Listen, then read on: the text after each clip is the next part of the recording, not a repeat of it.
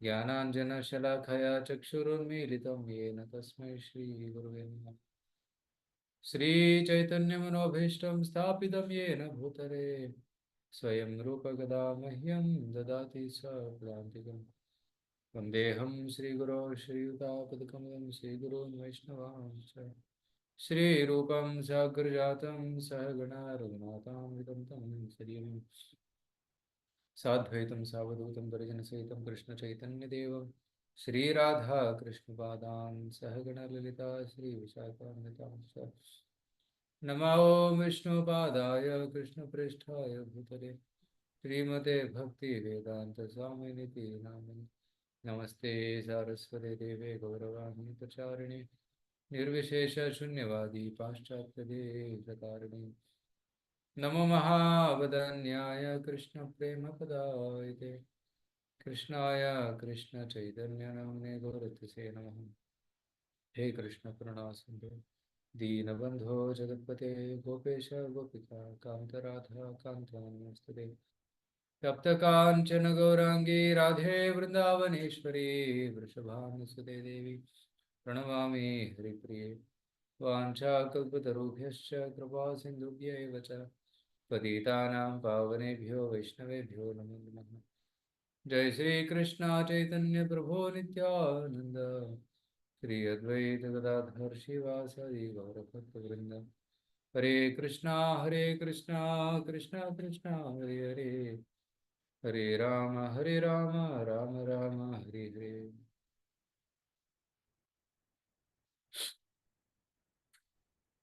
ಹರೇ ಕೃಷ್ಣ, ಎಲ್ಲರಿಗೂ ಸ್ವಾಗತ. ಇವತ್ತು ನಾವು ಶ್ರೀಮದ್ ಭಾಗವತಂ ಸ್ಕಂದ 5 ಅಧ್ಯಾಯ ಕ್ರಮಾಂಕ 3. ಸೊ ಋಷಭದೇವರ ಅವತಾರ. ನಾಭಿರಾಜ ಮತ್ತು ಪತ್ನಿ ಮೇರುದೇವಿಯ ಗರ್ಭದಲ್ಲಿ ಋಷಭದೇವನ ಜನನ ಇದೆ ಇವತ್ತಿನ ವಿಷಯ. ಸೊ ಇವತ್ತು ಒಂದು ವಿಶೇಷ ದಿನ ಕೂಡ. ಇವತ್ತು ಭಾದ್ರ ಪೂರ್ಣಿಮೆ. ಸೊ ಭಾದ್ರ ಪೂರ್ಣಿಮೆ ವೈಶಿಷ್ಟ್ಯ ಏನಂದ್ರೆ, ಇಂದಿನ ದಿನ ಯಾರು ಶ್ರೀಮದ್ ಭಾಗವತವನ್ನ ಬೇರೆಯವರಿಗೆ ದಾನ ಮಾಡ್ತಾರೆ ಅವರಿಗೆ ವೈಕುಂಠ ಪ್ರಾಪ್ತಿ ಆಗುತ್ತೆ ಅಂತ ಒಂದು ಶ್ಲೋಕ ಇದೆ. ಈ ಶ್ಲೋಕ ಶ್ರೀಮದ್ ಭಾಗವತದ 12 ಸ್ಕಂದದಲ್ಲಿ ಬರುತ್ತೆ.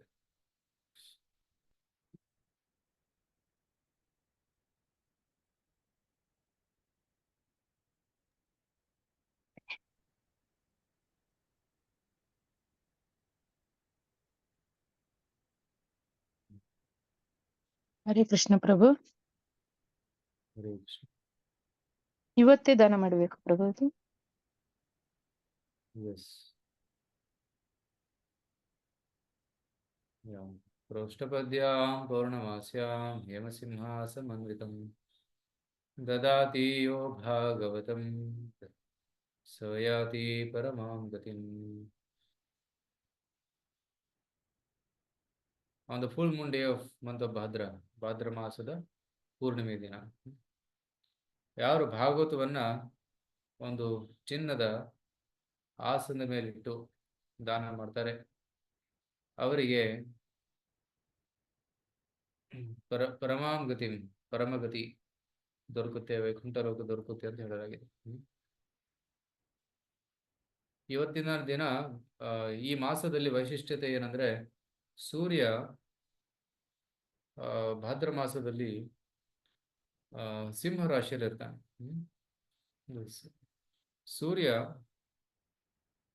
ಸೂರ್ಯನನ್ನ ಯಾವುದಕ್ಕೆ ಹೋಲಿಸಿದ್ದಾರೆ? ಶ್ರೀಮದ್ ಭಾಗವತಂಗೆ. ಪುರಾಣಾರ್ಕೋಧುನೋದಿತಃ. ಶ್ರೀಮದ್ ಭಾಗವತವನ್ನ ಅರ್ಕಕ್ಕೆ ಹೋಲಿಸಿದ್ದಾರೆ. ಅರ್ಕ ಅಂದ್ರೆ ಸೂರ್ಯ. ಈ ಕಲಿಯುಗದ ಅಂಧಕಾರದಲ್ಲಿ ಶ್ರೀಮದ್ ಭಾಗವತ ಉದಯವಾಗಿದೆ. ಶ್ರೀಮದ್ ಭಾಗವತದ ಜ್ಞಾನದ ಬೆಳಕಿನಿಂದ ಎಲ್ಲರ ಅಂಧಕಾರ, ಹೃದಯದಲ್ಲಿರುವಂತಹ ಅಂಧಕಾರ ನಾಶವಾಗ್ತಾ ಇದೆ.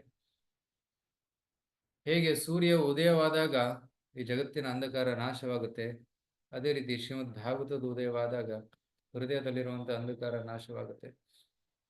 ಸೂರ್ಯ ಭಾದ್ರ ಮಾಸದಲ್ಲಿ ಸಿಂಹ ರಾಶಿಯಲ್ಲಿ ಇರ್ತಾನೆ.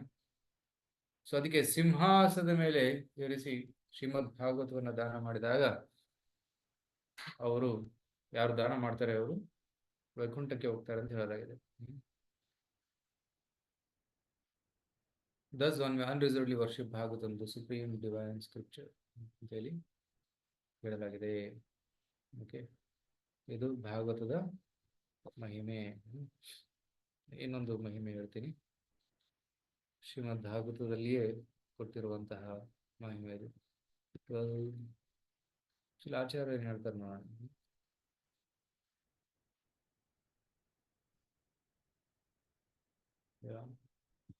ಈ ಮಾಸದಲ್ಲಿ ಶುಕದೇವ್ ಗೋಸ್ವಾಮಿಯರು ಶ್ರೀಮದ್ ಭಾಗವತದ ಪ್ರವಚನವನ್ನ ಸಂಪೂರ್ಣಗೊಳಿಸಿದರು.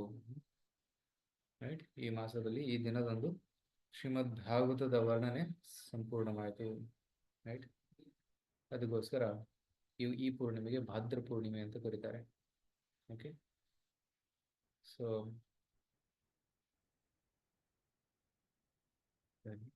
ಓಕೆ, ಉತ್ತರಾಖಂಡದ ಪದ್ಮಪುರಾಣದ ಉತ್ತರಾಖಂಡದಲ್ಲಿ ಈ ಉಲ್ಲೇಖ ಇದೆ.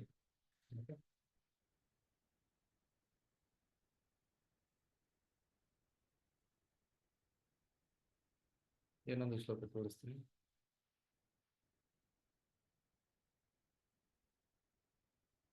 ರಾಜಂತೆ ತಾವದನ್ಯಾನಿ ಪುರಾಣಾನಿ ಸದಾಂಗಣೆ ಯಾವದ್ ಭಾಗವತಂ ನೈವ ಶ್ರೂಯತೆ ಅಮೃತ ಸಾಗರಂ.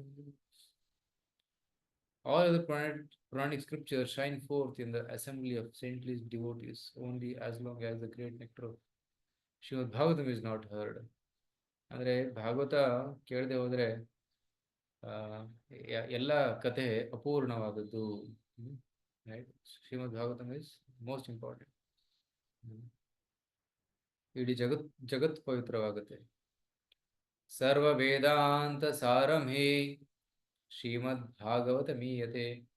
ಎಲ್ಲ ವೇದಾಂತದ ಸಾರ ಶ್ರೀಮದ್ ಭಾಗವತಂ. ತದ್ರಸಾಮೃತ ತೃಪ್ತಸ್ಯ ನಾನ್ಯತ್ರ ಸ್ಯಾತ್ ರತಿ ಕ್ವಚಿತ್. ಯಾರು ಶ್ರೀಮದ್ ಭಾಗವತದಲ್ಲಿ ಸಂತೃಪ್ತಿಯನ್ನ ಪಡೆದಿದ್ದಾರೆ,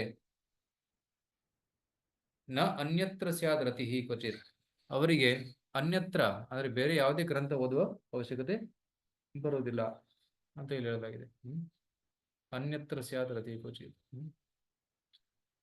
ನಿಮ್ನಗಾನಾಂ ಯಥಾ ಗಂಗಾ ದೇವಾನಾಂ ಅಚ್ಯುತೋ ಯಥಾ ವೈಷ್ಣವಾನಾಂ ಯಥಾ ಶಂಭು ಪುರಾಣಾನಾಂ ಇದಂ ತಥಾ. ನಿಮ್ನಗ ಅಂದ್ರೆ ನದಿಗಳು, ಹರಿಯುವಂತಹ ನದಿಗಳು. ಎಲ್ಲಾ ನದಿಗಳಲ್ಲಿ ಶ್ರೇಷ್ಠವಾದ ನದಿ ಗಂಗಾ ನದಿ. ಎಲ್ಲಾ ದೇವತೆಗಳಲ್ಲಿ ಶ್ರೇಷ್ಠವಾದ ದೇವತೆ ಅಚ್ಯುತ ಅಂದ್ರೆ ಕೃಷ್ಣ.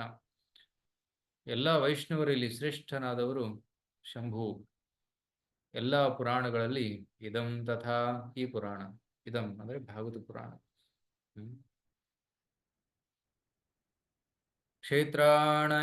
ಕ್ಷೇತ್ರಾಣಾಂ ಚೈವ ಸರ್ವೇಷಾಂ ಯಥಾ ಕಾಶೀ ಹನುತ್ತಮಾ ತಥಾ ಪುರಾಣ ವಾರ್ತಾನಾಂ ಶ್ರೀಮದ್ಭಾಗವತಂ ದ್ವಿಜಃ. ಎಲ್ಲ ಕ್ಷೇತ್ರಗಳಲ್ಲಿ ಕಾಶಿ ಶ್ರೇಷ್ಠ ಅಂತ ಹೇಳ್ತಾರೆ, ಎಲ್ಲ ಪುರಾಣಗಳಲ್ಲಿ ಶ್ರೀಮದ್ ಭಾಗವತ ಶ್ರೇಷ್ಠ ಅಂತ ಹೇಳ್ತಾರೆ. ಶ್ರೀಮದ್ಭಾಗವತಂ ಪುರಾಣಮಮಲಂ ಯದ್ವೈಷ್ಣವಾನಾಂ ಪ್ರಿಯಂ ಯಸ್ಮಿನ್ ಪಾರಮಹಂಸ್ಯಮೇಕಮಮಲಂ ಜ್ಞಾನಂ ಪರಂ ಗೀಯತೆ. ತತ್ರ ಜ್ಞಾನ ವಿರಾಗ ಭಕ್ತಿ ಸಹಿತಂ ನೈಷ್ಕರ್ಮ್ಯಮಾವಿಷ್ಕೃತಂ ಯತ್ ಶೃಣ್ವನ್ ಸುಪಠನ್ ವಿಚಾರಣ ಪರೋ ಭಕ್ತ್ಯಾ ವಿಮುಚ್ಯೇನ್ನರಃ. ಶ್ರೀಮದ್ ಭಾಗವತಂ ಪುರಾಣಮಮಲಂ. ಇದು ಅಮಲ ಅಂದ್ರೆ ಭಾಗವತದಲ್ಲಿ ಯಾವುದೇ ಮಲವಿಲ್ಲ. ಮಲ ಅಂದ್ರೆ ಏನು? ಕೃಷ್ಣನ ವಿಷಯ ಬಿಟ್ಟು ಬೇರೆ ಎಲ್ಲ ವಿಷಯಗಳು ಮಲ. ಧರ್ಮ, ಅರ್ಥ, ಕಾಮ, ಮೋಕ್ಷ ಇವೆಲ್ಲವೂ ಮಲ. ಓನ್ಲಿ ಭಕ್ತಿ ಇಸ್ ಪ್ಯೂರ್. ಶುದ್ಧ ಭಕ್ತಿ ವಿಚಾರಗಳು ಮಾತ್ರ ಭಾಗವತದಲ್ಲಿದೆ. ಶ್ರೀಮದ್ ಭಾಗವತಂ ಪುರಾಣಮಮಲಂ ಯದ್ ವೈಷ್ಣವಾನಾಂ ಪ್ರಿಯಂ. ವೈಷ್ಣವರಿಗೆ ಅತ್ಯಂತ ಪ್ರಿಯವಾದಂಥದ್ದು ಶ್ರೀಮದ್ ಭಾಗವತ ಪುರಾಣ. ಯಸ್ಮಿನ್, ಭಾಗವತದಲ್ಲಿ ಏನ್ ದೊರಕುತ್ತೆ? ಯಸ್ಮಿನ್ ಪಾರಮಹಂಸಮೇಕಮಮಲಂ ಜ್ಞಾನಂ ಪರಂ ಗೀಯತೆ. ಭಾಗವತದಲ್ಲಿ ಪರಮಹಂಸರು ಆಸ್ವಾದನೆ ಮಾಡುವಂತಹ ವಿಷಯಗಳು, ಜ್ಞಾನ ಭಾಗವತದಲ್ಲಿದೆ. ಅಂದರೆ ಕೃಷ್ಣ ಮತ್ತು ಕೃಷ್ಣನ ಭಕ್ತರ ಕಥೆಗಳು ಭಾಗವತದಲ್ಲಿದೆ. ಪಾರಮಹಂಸಮೇಕಂ, ಪರಮಹಂಸರು ಅಂದರೆ ಕೇವಲ ಕೃಷ್ಣನಲ್ಲಿ ಆಸಕ್ತಿ ಇರುವವರು, ಅನ್ಯ ವಿಷಯಗಳನ್ನು ತ್ಯಜಿಸಿದವರು, ಅವರಿಗೆ ಪರಮಹಂಸ ಅಂತ ಕರೀತಾರೆ. ಯಸ್ಮಿನ್ ಪಾರಮಹಂಸಮೇಕಂ ಅಮಲಂ ಜ್ಞಾನಂ ಪರಂ ಗೀಯತೆ ತತ್ರ ಜ್ಞಾನ ವಿರಾಗ ಭಕ್ತಿ ಸಹಿತಂ ನೈಷ್ಕರ್ಮ್ಯಮಾವಿಷ್ಕೃತಂ. ಭಾಗವತದಲ್ಲಿ ಏನಿದೆ? ಜ್ಞಾನ ಮತ್ತೆ ವಿರಾಗ ಮತ್ತೆ ಭಕ್ತಿ, ಜ್ಞಾನ ವೈರಾಗ್ಯ ಮತ್ತೆ ಭಕ್ತಿಯ ವಿಚಾರಗಳನ್ನ ಭಾಗವತದಲ್ಲಿ ಕೊಟ್ಟಿದ್ದಾರೆ. ಕೃಷ್ಣನ ಬಗ್ಗೆ ಜ್ಞಾನ, ಭೌತಿಕತೆಯಿಂದ ವೈರಾಗ್ಯ, ಮತ್ತೆ ಕೃಷ್ಣನ ಸೇವೆ, ಅದು ಭಕ್ತಿ. ಸೊ ನೈಷ್ಕರ್ಮ್ಯಂ ಆವಿಷ್ಕೃತಂ ಯತ್ ಶೃಣ್ವನ್ ಸುಪಟನ್ ವಿಚಾರಣಪರೋ ಭಕ್ತ್ಯಾ ವಿಮುಚ್ಛೇ ನರಃ. ಈ ಭಾಗವತವನ್ನು ಸ್ವಲ್ಪ ಕೇಳುವುದರಿಂದ, ಯತ್ ಶೃಣ್ವನ್ ಸುಪಟನ್, ಇದರ ಪಠನ ಮಾಡುವುದರಿಂದ, ವಿಚಾರಣ ಪರೋ, ಸ್ವಲ್ಪ ವಿಚಾರಣೆ ಮಾಡುವುದರಿಂದ, ಚಿಂತನೆ ಮಾಡುವುದರಿಂದ, ಭಕ್ತ್ಯಾ ವಿಮುಚ್ಛೇ ನರಃ, ಒಬ್ಬ ಭಕ್ತ ಮುಕ್ತಿಯನ್ನ ಪಡೆಯುತ್ತಾನೆ ಅಂತ ಭಾಗವತದಲ್ಲಿ ಹೇಳಲಾಗಿದೆ. ಭಾಗವತದ ಅಂತಿಮ ಅಧ್ಯಾಯ ಇದು, 12ನೇ ಸ್ಕಂದದ 13ನೇ ಅಧ್ಯಾಯ. ಇದರಲ್ಲಿ ಭಾಗವತದ ಮಹಿಮೆಯನ್ನ ಕೊಟ್ಟಿದ್ದಾರೆ. ಯತ್ ಶೃಣ್ವನ್ ಸುಪರ್ಣನ್ ವಿಚಾರಣ ಪರೋ ಭಕ್ತ್ಯಾ ವಿಮುಚ್ಛೇ ನರಃ. ನಮಸ್ತಸ್ಮೈ ಭಗವತೆ ವಾಸುದೇವಾಯ ಸಾಕ್ಷಿಣೇ ಯ ಇದಂ ಕೃಪಯಾ ಕಸ್ಮೈ ವ್ಯಾಚಕ್ಷೇ ಮುಮುಕ್ಷವೇ. ರೈಟ್, ಈ ರೀತಿ ಭಗವಂತ ವಾಸುದೇವನಿಗೆ ನಮಸ್ಕಾರಗಳನ್ನ ಇಲ್ಲಿ ಸಲ್ಲಿಸ್ತಾ ಇದ್ದಾರೆ. ಈ ಜ್ಞಾನವನ್ನ ಕೃಷ್ಣ ಬ್ರಹ್ಮದೇವರಿಗೆ ಹೇಳಿದ್ರು. ಬ್ರಹ್ಮ ಈ ಜ್ಞಾನವನ್ನ ಶುಕದೇವ ಗೋಸ್ವಾಮಿಗೆ ಕೊಟ್ಟರು. ಯೋಗೀಂದ್ರಾಯ ನಮಸ್ತಸ್ಮೈ ಶುಖಾಯ ಬ್ರಹ್ಮರೂಪಿಣೆ ಸಂಸಾರ ಸರ್ಪದಷ್ಟಂ ಯೋ ವಿಷ್ಣುರಾತಂ ಅಮುಚ್ಯತ್. ವ್ಯಾಸರು ಈ ಜ್ಞಾನವನ್ನ ಶುಕದೇವ ಗೋಸ್ವಾಮಿಗೆ ಕೊಟ್ಟಿದ್ದಾರೆ. ಬ್ರಹ್ಮದೇವರಿಂದ ನಾರದ, ನಾರದರಿಂದ ವ್ಯಾಸರು, ವ್ಯಾಸರಿಂದ ನಂತರ ಶುಕ ಮುನಿಗಳಿಗೆ. ಶುಕ ಮುನಿಗಳು ಇದನ್ನ ಯಾರಿಗೆ ಕೊಟ್ಟಿದ್ದಾರೆ? ಸಂಸಾರ ಸರ್ಪ ದಷ್ಟಂ, ಅಂದರೆ ಮೃತ್ಯುವಿನ ಸರ್ಪದಿಂದ ಗ್ರಸ್ತನಾದಂತಹ ವಿಷ್ಣುರಾತ. ವಿಷ್ಣುರಾತ ಅಂದ್ರೆ ಪರೀಕ್ಷಿತನ ಇನ್ನೊಂದು ಹೆಸರು, ವಿಷ್ಣುರಾತ, ಅವರಿಗೆ ಕೊಟ್ಟಿದ್ದಾರೆ.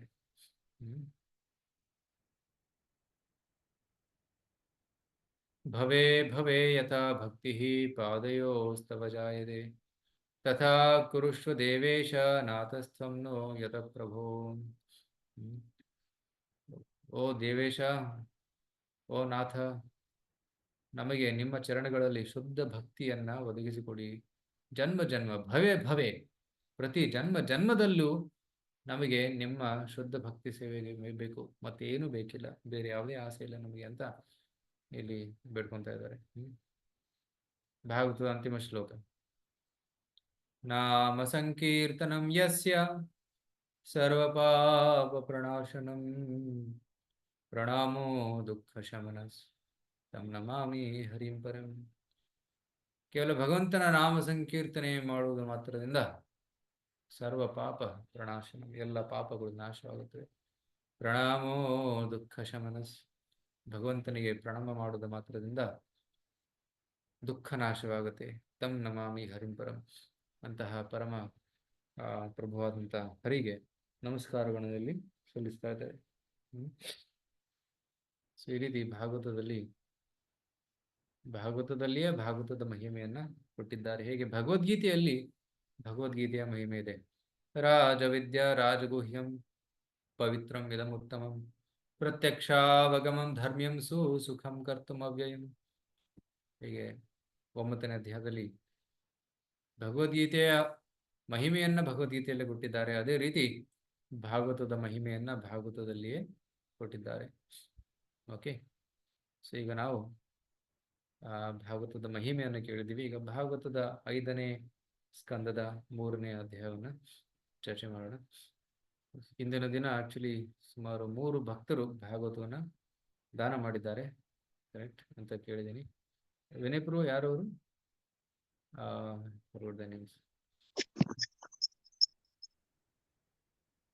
I think it's Vanaja Mataji ಮತ್ತೆ ಹರೇ ಕೃಷ್ಣ ಪ್ರಭುಜಿ, ವನಜಾ ಮಾತಾಜಿ, ಉತ್ತರ ಮಾತಾಜಿ ಮತ್ತೆ ಮಹೇಶ್ವರಿ ಕೃಷ್ಣಮೂರ್ತಿ ಮಾತಾಜಿ.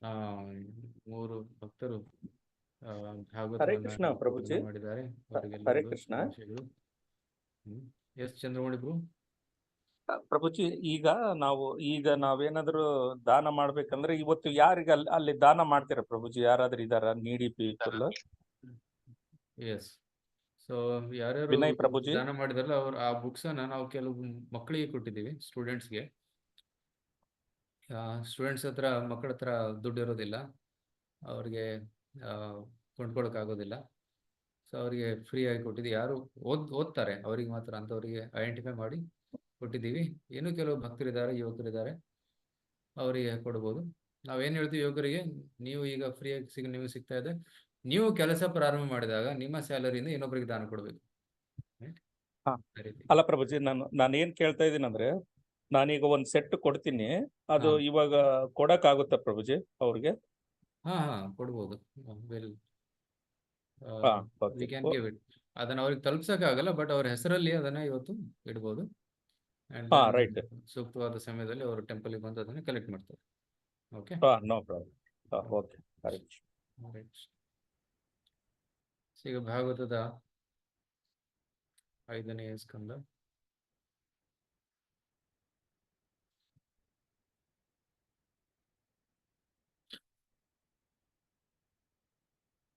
ಹರೇ ಕೃಷ್ಣ ಪ್ರಭುಜಿ, ಇವತ್ತು ಸಪ್ತಾಹನೂ ಇದೆ ಅಲ್ವಾ?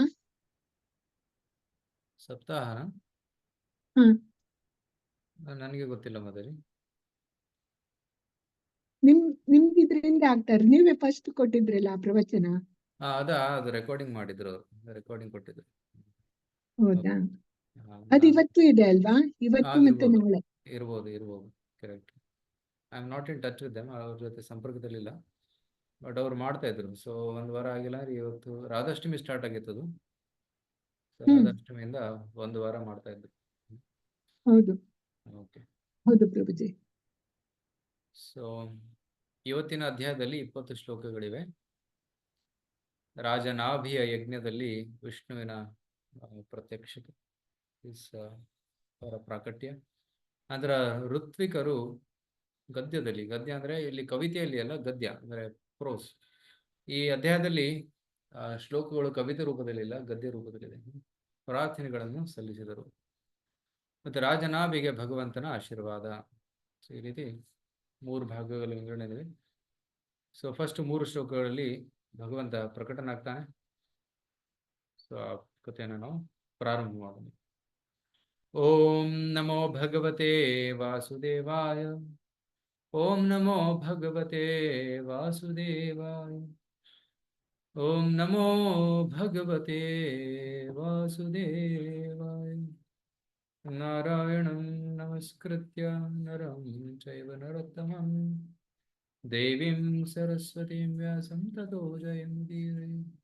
ನಷ್ಟಪ್ರಾಯೇಷು ಭದ್ರೇಷು ನಿತ್ಯಂ ಭಾಗವತ ಸೇವಯಾ ಭಗವತಿ ಉತ್ತಮ ಶ್ಲೋಕೆ ಭಕ್ತಿರ್ಭವತಿ ನೈಷ್ಠಿಕಿ. ಕೃಷ್ಣಾಯ ವಾಸುದೇವಾಯ ದೇವಕೀ ನಂದನಾಯ ಚ ನಂದಗೋಪಕುಮಾರಾಯ ಗೋವಿಂದಾಯ ನಮೋ ನಮಃ.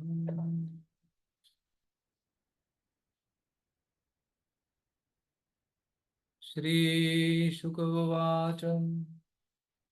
ನಾಭೀರಪತ್ಯಕಾಮೋ ಅಪ್ರಜಯಾ ಮೇರುದೇವ್ಯಾ ಭಗವಂತಂ ಯಜ್ಞಪುರುಷಂ ಅವಹಿತಾತ್ಮಾ ಯಜತ.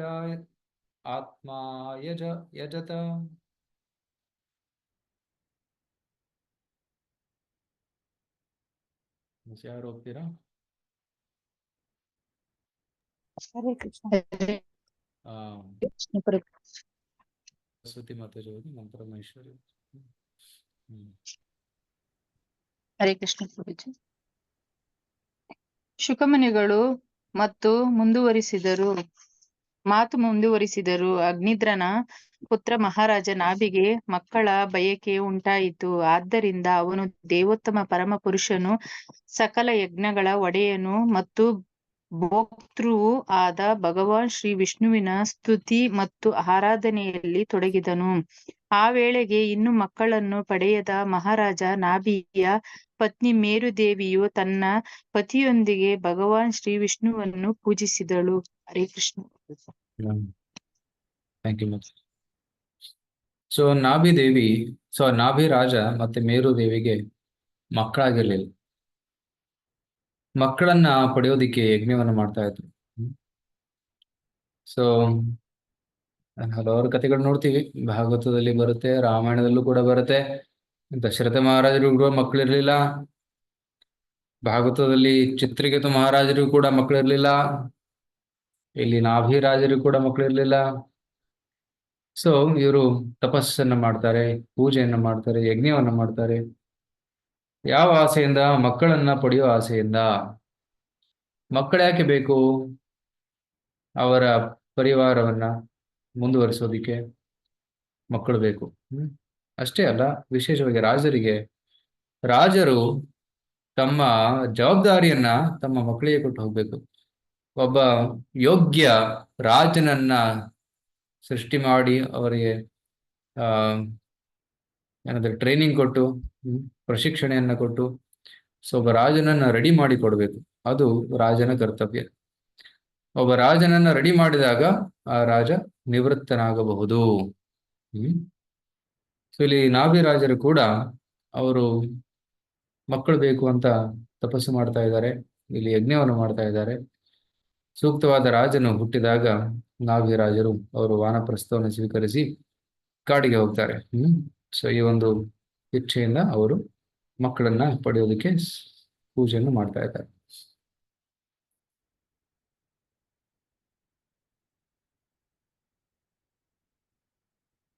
ಓಕೆ, ಇದು ಗದ್ಯ ರೂಪದಲ್ಲಿದೆ, ತುಂಬಾ ದೊಡ್ಡ ಶ್ಲೋಕ. ಇದರ ಅನುವಾದವನ್ನು ಮಾತ್ರ ಓದೋಣ. ಇಲ್ಲಿ ಮುಖ್ಯವಾಗಿ ಏನ್ ಹೇಳ್ತಾರೆ ಅಂದ್ರೆ, 7 ರೀತಿಯಲ್ಲಿ ನಾವು ಭಗವಂತನ ಅನುಗ್ರಹವನ್ನ ಪಡೆಯಬಹುದು. ದ್ರವ್ಯ, ದೇಶ, ಕಾಲ, ಮಂತ್ರ, ಪುರೋಹಿತ, ದಕ್ಷಿಣ, ವಿಧಾನ. ಈ 7 ರೀತಿಯಲ್ಲಿ ಒಳ್ಳೆ ದ್ರವ್ಯಗಳನ್ನ ಭಗವಂತನಿಗೆ ಸಮರ್ಪಿಸುವುದರಿಂದ, ಒಳ್ಳೆ ಸಮಯದಲ್ಲಿ, ಒಳ್ಳೆ ಕಾಲದಲ್ಲಿ, ಅಂದ್ರೆ ದೇಶದಲ್ಲಿ, ದೇವಸ್ಥಾನದಲ್ಲಿ, ಮಂತ್ರಗಳಿಂದ, ಸೂಕ್ತವಾದ ಬ್ರಾಹ್ಮಣರು, ಪುರೋಹಿತರು ಅವರ ಮಂತ್ರೋಚ್ಚಾರಣೆಯಿಂದ, ದಕ್ಷಿಣೆಯನ್ನ ಕೊಡುವುದರಿಂದ, ಈ ಹಲವಾರು ವಿಧಾನಗಳಿಂದ ಭಗವಂತನನ್ನ ನಾವು ಗೆಲ್ಲಬಹುದು. ಆದರೆ ಈ ಯಜ್ಞದಲ್ಲಿ ಭಕ್ತಿಯಿಂದ ಭಗವಂತನನ್ನ ಪ್ರಕಟಗೊಳಿಸಲಾಯಿತು. ಬೇರೆ ವಿಧಾನಗಳಿಂದ ಭಗವಂತನ ಅನುಗ್ರಹವನ್ನು ಪಡೆಯಬಹುದು, ಆದರೆ ಸಾಕ್ಷಾತ್ ಭಕ್ತಿಯಿಂದ ಭಗವಂತನ ದರ್ಶನವನ್ನ ಪಡೆಯಬಹುದು ಅನ್ನೋದನ್ನ ಇಲ್ಲಿ ಹೇಳಿದ್ದಾರೆ. ಓಕೆ, ಓದ್ಲಾ ಪ್ರಭುಜಿ? ಮಹೇಶ್ವರಿ ಬಂದರಿ. ಯಜ್ಞಾಚರಣೆಯಲ್ಲಿ ದೇವೋತ್ತಮ ಪರಮ ಪುರುಷನ ಅನುಗ್ರಹ ಸಂಪಾದಿಸಲು 7 ದಿವ್ಯ ಮಾರ್ಗಗಳಿವೆ. 1, ಅಮೂಲ್ಯ ವಸ್ತುವನ್ನು ಅಥವಾ ಆಹಾರ ಪದಾರ್ಥಗಳನ್ನು ತ್ಯಾಗ ಮಾಡುವ ಮೂಲಕ. 2, ದೇಶಾನುಸಾರ ಕಾರ್ಯತತ್ಪರನಾಗುವ ಮೂಲಕ. 3, ಕಾಲಕ್ಕೆ ಅನುಗುಣವಾಗಿ ಕಾರ್ಯತತ್ಪರನಾಗುವುದರಿಂದ. 4, ಮಂತ್ರ ಪಠಣಗಳನ್ನು ಒಪ್ಪಿಸುವ ಮೂಲಕ. 5, ಪುರೋಹಿತರ ಮುಖೇನ. 6, ಪುರೋಹಿತರಿಗೆ ಉಡುಗೊರೆಯನ್ನು ನೀಡುವ ಮೂಲಕ. ಮತ್ತು 7, ನಿಯಂತ್ರಕ ತತ್ವಗಳನ್ನು ಆಚರಿಸುವ ಮೂಲಕ. ಆದರೆ ವ್ಯಕ್ತಿಯು ಈ ಎಲ್ಲಾ ಪರಿಕರಗಳ ಮೂಲಕ ದೇವೋತ್ತಮ ಪರಮ ಪುರುಷನ್ನು ಪಡೆಯಲಾಗದು. ಆದರೂ ದೇವೋತ್ತಮ ಪರಮ ಪುರುಷನು ತನ್ನ ಭಕ್ತರಿಗೆ ವಾತ್ಸಲ್ಯಮಯಿ. ಆದ್ದರಿಂದಲೇ ಭಗವಂತನಿಗೆ ಎಡವಾದ ನಂಬಿಕೆಯಿಂದ ಮತ್ತು ನಿರ್ಮಲ ಮನಸ್ಸಿನ ಪ್ರಾರ್ಥನೆ ಸಲ್ಲಿಸಿದ ಭಕ್ತನಾದ ಮಹಾರಾಜ ನಾಭಿಯು ತೋರಿಕೆಗೆ ಪ್ರಾವರ್ಧ್ಯನ ಮಾರ್ಗದಲ್ಲಿ ಕೆಲವೊಂದು ಯಜ್ಞಗಳನ್ನು ಆಚರಿಸಿದನು. ದಯಾಮಯನಾದ ದೇವೋತ್ತಮ ಪರಮ ಪುರುಷನು ಭಕ್ತರ ಸಲುವಾಗಿರುವ ತನ್ನ ವಾತ್ಸಲ್ಯದಿಂದಾಗಿ ತನ್ನ ಅಜೇಯವಾದ ಮತ್ತು ಆಕರ್ಷಕವಾದ ಚತುರ್ಭುಜ ರೂಪದಲ್ಲಿ ಪ್ರತ್ಯಕ್ಷನಾದನು. ಈ ರೀತಿ ದೇವೋತ್ತಮ ಪರಮ ಪುರುಷನು ತನ್ನ ಭಕ್ತರ ಆಕಾಂಕ್ಷೆಗಳನ್ನು ಪೂರೈಸಲು ಭಕ್ತರೆದುರು ತನ್ನ ಸುಂದರ ಶರೀರದಲ್ಲಿ ಅವತಾರವೆತ್ತಿದನು. ಈ ಶರೀರವು ಭಕ್ತರ ಮನಸ್ಸು ಮತ್ತು ಕಂಗಳನ್ನು ಸಂತೃಪ್ತಿಗೊಳಿಸುವುದು. ಹರೇ ಕೃಷ್ಣ ಪ್ರಭು, ಧನ್ಯವಾದಗಳು. ಸೊ ಹಲವಾರು ವಿಧಾನಗಳಿಂದ ಭಗವಂತನ ಅನುಗ್ರಹವನ್ನು ಪಡಿಬಹುದು, ಆದರೆ ಭಗವಂತನ ಸಾಕ್ಷಾತ್ ದರ್ಶನ ಪಡಿಬೇಕಂದ್ರೆ ಕೇವಲ ಭಕ್ತಿಯಿಂದ ಮಾತ್ರ ಸಾಧ್ಯ. ಶ್ರೀಲ ಪ್ರಭುಪಾದರು ಹೇಳ್ತಾರೆ, ಭಕ್ತ್ಯಾ ಮಾಂ ಅಭಿಜಾನಾತಿ.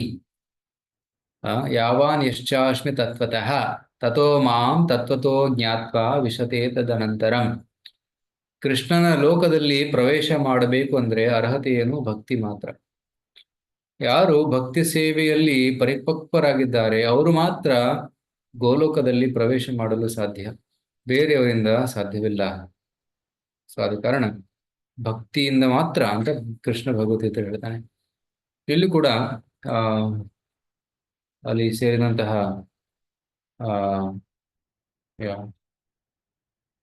ಆಕ್ಚುಲಿ ಶುಕದೇವ ಗೋಸ್ವಾಮಿ ಹೇಳ್ತಾ ಇದ್ದಾರೆ, ಇಲ್ಲಿ ಭಗವಂತನ ಅನುಗ್ರಹವನ್ನು ವಿವಿಧ ರೀತಿಯಲ್ಲಿ ಪಡಿಬಹುದು. ಭಗವಂತನ ದರ್ಶನ ಕೇವಲ ಭಕ್ತಿಯಿಂದ. ಭಕ್ತಿಯಿಂದ ಏನಾಗುತ್ತೆ? ಭಗವಂತನ ವಾತ್ಸಲ್ಯಕ್ಕೆ ನಾವು ಅರ್ಹರಾಗ್ತೀವಿ. ಕರೆಕ್ಟ್. ಭಾಗವತ ವಾತ್ಸಲ್ಯತೆಯ ಸುಪ್ರದೀಕ ಆತ್ಮಾನಂ. ಸೊ ಭಗವಂತ ಆಕ್ಚುಲಿ ಭಕ್ತವತ್ಸಲ. ಭಗವಂತ ತನ್ನ ಭಕ್ತರನ್ನ ಎಂದು ಬಿಡೋದಿಲ್ಲ. ಶ್ರೀ ನಾಭಿ ರಾಜ ಕೂಡ ಭಗವಂತನ ಶುದ್ಧ ಭಕ್ತ. ಅದಕ್ಕೋಸ್ಕರ ಅವರಿಗೆ ಅನುಗ್ರಹವನ್ನು ತೋರಿಸೋದಕ್ಕೆ ಸಾಕ್ಷಾತ್ ಪ್ರಕಟರಾಗಿದ್ದಾರೆ. ನೀವು ಈ ಚಿತ್ರದಲ್ಲಿ ಕಾಣಬಹುದು ಹೇಗೆ ಅವರು ಗರುಡನ ಮೇಲೆ ಪ್ರಕಟರಾಗಿದ್ದಾರೆ. ಒಂದು ಫೋಟೋ ಕಾಣಿಸ್ತಾ ಇದೆಯಲ್ಲ.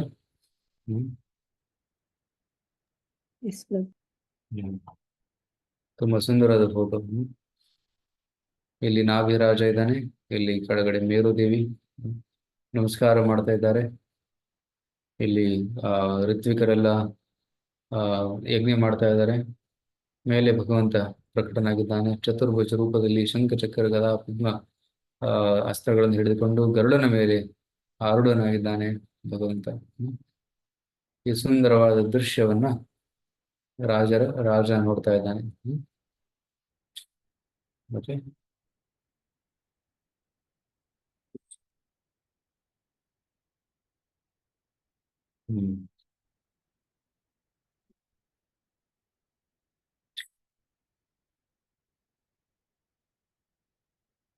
ಈಗ 3ನೇ ಶ್ಲೋಕ. ಎಸ್, ಪ್ರಭಾ ಮಾತಾಜಿ ಅನುವಾದವನ್ನು ಓದಿ.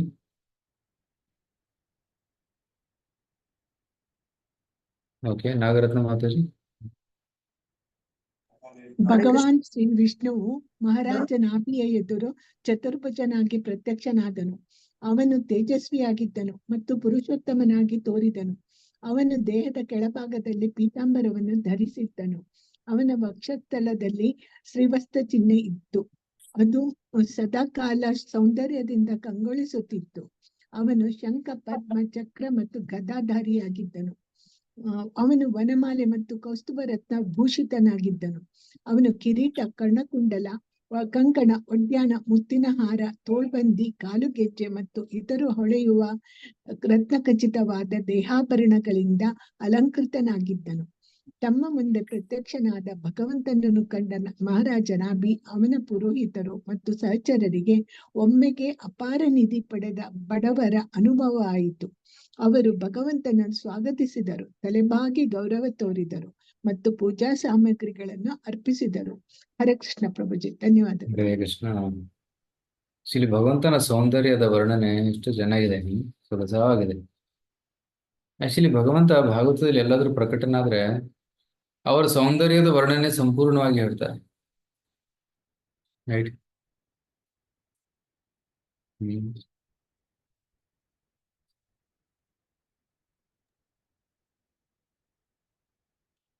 ಅತಃ ತಂ ಆವಿಷ್ಕೃತ ಭುಜ ಯುಗಲ ಭುಜ ಅಂದ್ರೆ 2 ಕೈಗಳು, ದ್ವಯಂ ಯುಗಲದ್ವಯಂ ಹಿರಣ್ಮಯಂ ಪುರುಷ ವಿಶೇಷಂ. ಹಿರಣ್ಮಯ ಪುರುಷ ವಿಶೇಷ. ತುಂಬಾ ಹೊಳೆಯುತ್ತಿದ್ದರು, ಚಿನ್ನದ ತರ ಕೆಂಪು ಬಣ್ಣದಿಂದ ಹೊಳೆಯುತ್ತಿದ್ದರು. ಕಪಿಶ ಕೌಶೇಯಾಂಬರಧರಂ, ಅವರು ಪಿತಾಂಬರ ವಸ್ತ್ರವನ್ನ ಧರಿಸಿದ್ದರು. ವರಸಿ ವಿಲಸತ್ ಶ್ರೀವತ್ಸ ಲಲಾಮಂ. ಸೊ ಅವರು ಶ್ರೀವತ್ಸ ಚಿಹ್ನೆಯನ್ನ ಅವರು ಎದೆ ಮೇಲೆ ಧರಿಸಿದ್ದರು. ಮತ್ತೆ ದರವರ ಅಂದ್ರೆ ಶಂಖ, ದರವರ, ವನರುಹ ಅಂದ್ರೆ ಕಮಲ, ದರವರ, ವನರುಹ, ವನಮಾಲಿ, ಅವರು ಕಾಡಲ್ಲಿ ಸಿಗುವಂತಹ ಪುಷ್ಪಗಳಿಂದ ಅಲಂಕೃತರಾಗಿದ್ರು, ಮಾಲೆಯನ್ನು ಧರಿಸಿದ್ರು. ಅಮೃತಮಣಿಗದಾದಿಭಿರುಪಲಕ್ಷಿತಂ ಸ್ಫುಟ ಕಿರಣ ಪ್ರವರ ಮುಕಟ ಕುಂಡಲ ಕಟಕ ಕಟಿ ಸೂತ್ರಹಾರ ಕೇಯೂರ ನೂಪುರಾದಿ ಅಂಗಭೂಷಣ ವಿಭೂಷಿತಂ ಋತ್ವಿಕ್ ಸದಸ್ಸಿ ಗ್ರಹಪತಯೋ ಅಧನ ಇವೋತ್ತಮ ಧನಂ. ಅಲ್ಲಿ ಭಗವಂತ ಈ ರೀತಿ ಸುಂದರವಾಗಿ ಪ್ರಕಟನಾದ ತಕ್ಷಣ ಅಲ್ಲಿದ್ದಂತ ಎಲ್ಲ ಋತ್ವಿಕರು ಅಂದ್ರೆ ನಾಭಿರಾಜನ ಪ್ರತಿನಿಧಿಗಳು. ಸೊ ರಾಜನಿಗೆ ಯಜ್ಞ ಮಾಡೋಕ್ಕಾಗೋದಿಲ್ಲ, ಅದಕ್ಕೆ ಅವರ ಪರವಾಗಿ, ರಾಜನ ಪರವಾಗಿ ಋತ್ವಿಕರು ಯಜ್ಞ ಮಾಡ್ತಾ ಇದ್ರು. ಸೊ ಅವರು ತಕ್ಷಣ ಎದ್ಬಿಟ್ರು. ಭಗವಂತ ಅಲ್ಲಿ ಪ್ರಕಟನಾದ ತಕ್ಷಣ ಎಲ್ಲರೂ ಎದ್ದು ಬಿಟ್ಟು ನಿಂತ್ಕೊಂತಾರೆ, ನಮಸ್ಕಾರ ಮಾಡ್ತಾರೆ. ಹೇಗೆ ಅಧನ ಇವೋತ್ತಮ ಧನಂ ಉಪಲಭ್ಯ, ಹೇಗೆ ಒಬ್ಬ ಬಡವನಿಗೆ ಒಂದು ಚಿನ್ನದ ನಿಧಿ ದೊರಕಿದಾಗ ಹೇಗೆ ಅಷ್ಟು ಸಂತೋಷ ಆಗುತ್ತೆ ಅವನಿಗೆ, ಅದೇ ರೀತಿ ಭಗವಂತ ಪ್ರಕಟನಾದ ತಕ್ಷಣ ಹೇಗೆ ಬಡವರಿಗೆ ಚಿನ್ನ ಸಿಕ್ಕಿತೋ ಅದೇ ರೀತಿ ಭಗವಂತ ಸಿಕ್ಕಿದಾನೆ ನಮ್ಗೆ ಅಂತ ಎಲ್ಲರೂ ಎದ್ಬಿಡ್ತಾರೆ. ಸ ಬಹುಮಾನಂ ಅರ್ಹಣೇನಾವನತ ಶೀರ್ಷ್ಣಾ ಉಪತಸ್ತುತು. ಅವರು ತಲೆ ಬಗ್ಗಿಸಿ ನಮಸ್ಕಾರವನ್ನ ಮಾಡ್ತಾರೆ ಭಗವಂತನಿಗೆ. ಭಗವಂತ ಆಕಾಶದ ಮೇಲೆ ಇದ್ದಾನೆ, ಏನು ಕೆಳಗಡೆ ಇಳುದಿಲ್ಲ. ಆಕ್ಚುಲಿ ಭಗವಂತ ಭೂಮಿ ಸ್ಪರ್ಶ ಮಾಡೋದಿಲ್ಲ, ಅವರು ಭೂಮಿಯ ಮೇಲೇನೆ ತಿರ್ತಾರೆ. ಅವರು ನಡೆದಾಡಿದ್ರು ಕೂಡ ಅವರ ಪಾದ ಭೂಮಿಗೆ ಸ್ಪರ್ಶವಾಗುವುದಿಲ್ಲ, ವಿಷ್ಣು ಅವತಾರಗಳು ಬಂದಾಗ. ಸೊ ಇಲ್ಲಿ ಭಗವಂತ ಗರುಡನ ಮೇಲೆ ಆರೂಢನಾಗಿದ್ದಾನೆ. ಎಲ್ಲ ಋತ್ವಿಕರು ಮತ್ತೆ ನಾಭಿರಾಜ, ಮೇರುದೇವಿ ಎಲ್ಲರೂ ನಮಸ್ಕಾರವನ್ನ ಮಾಡ್ತಾ ಇದ್ದಾರೆ.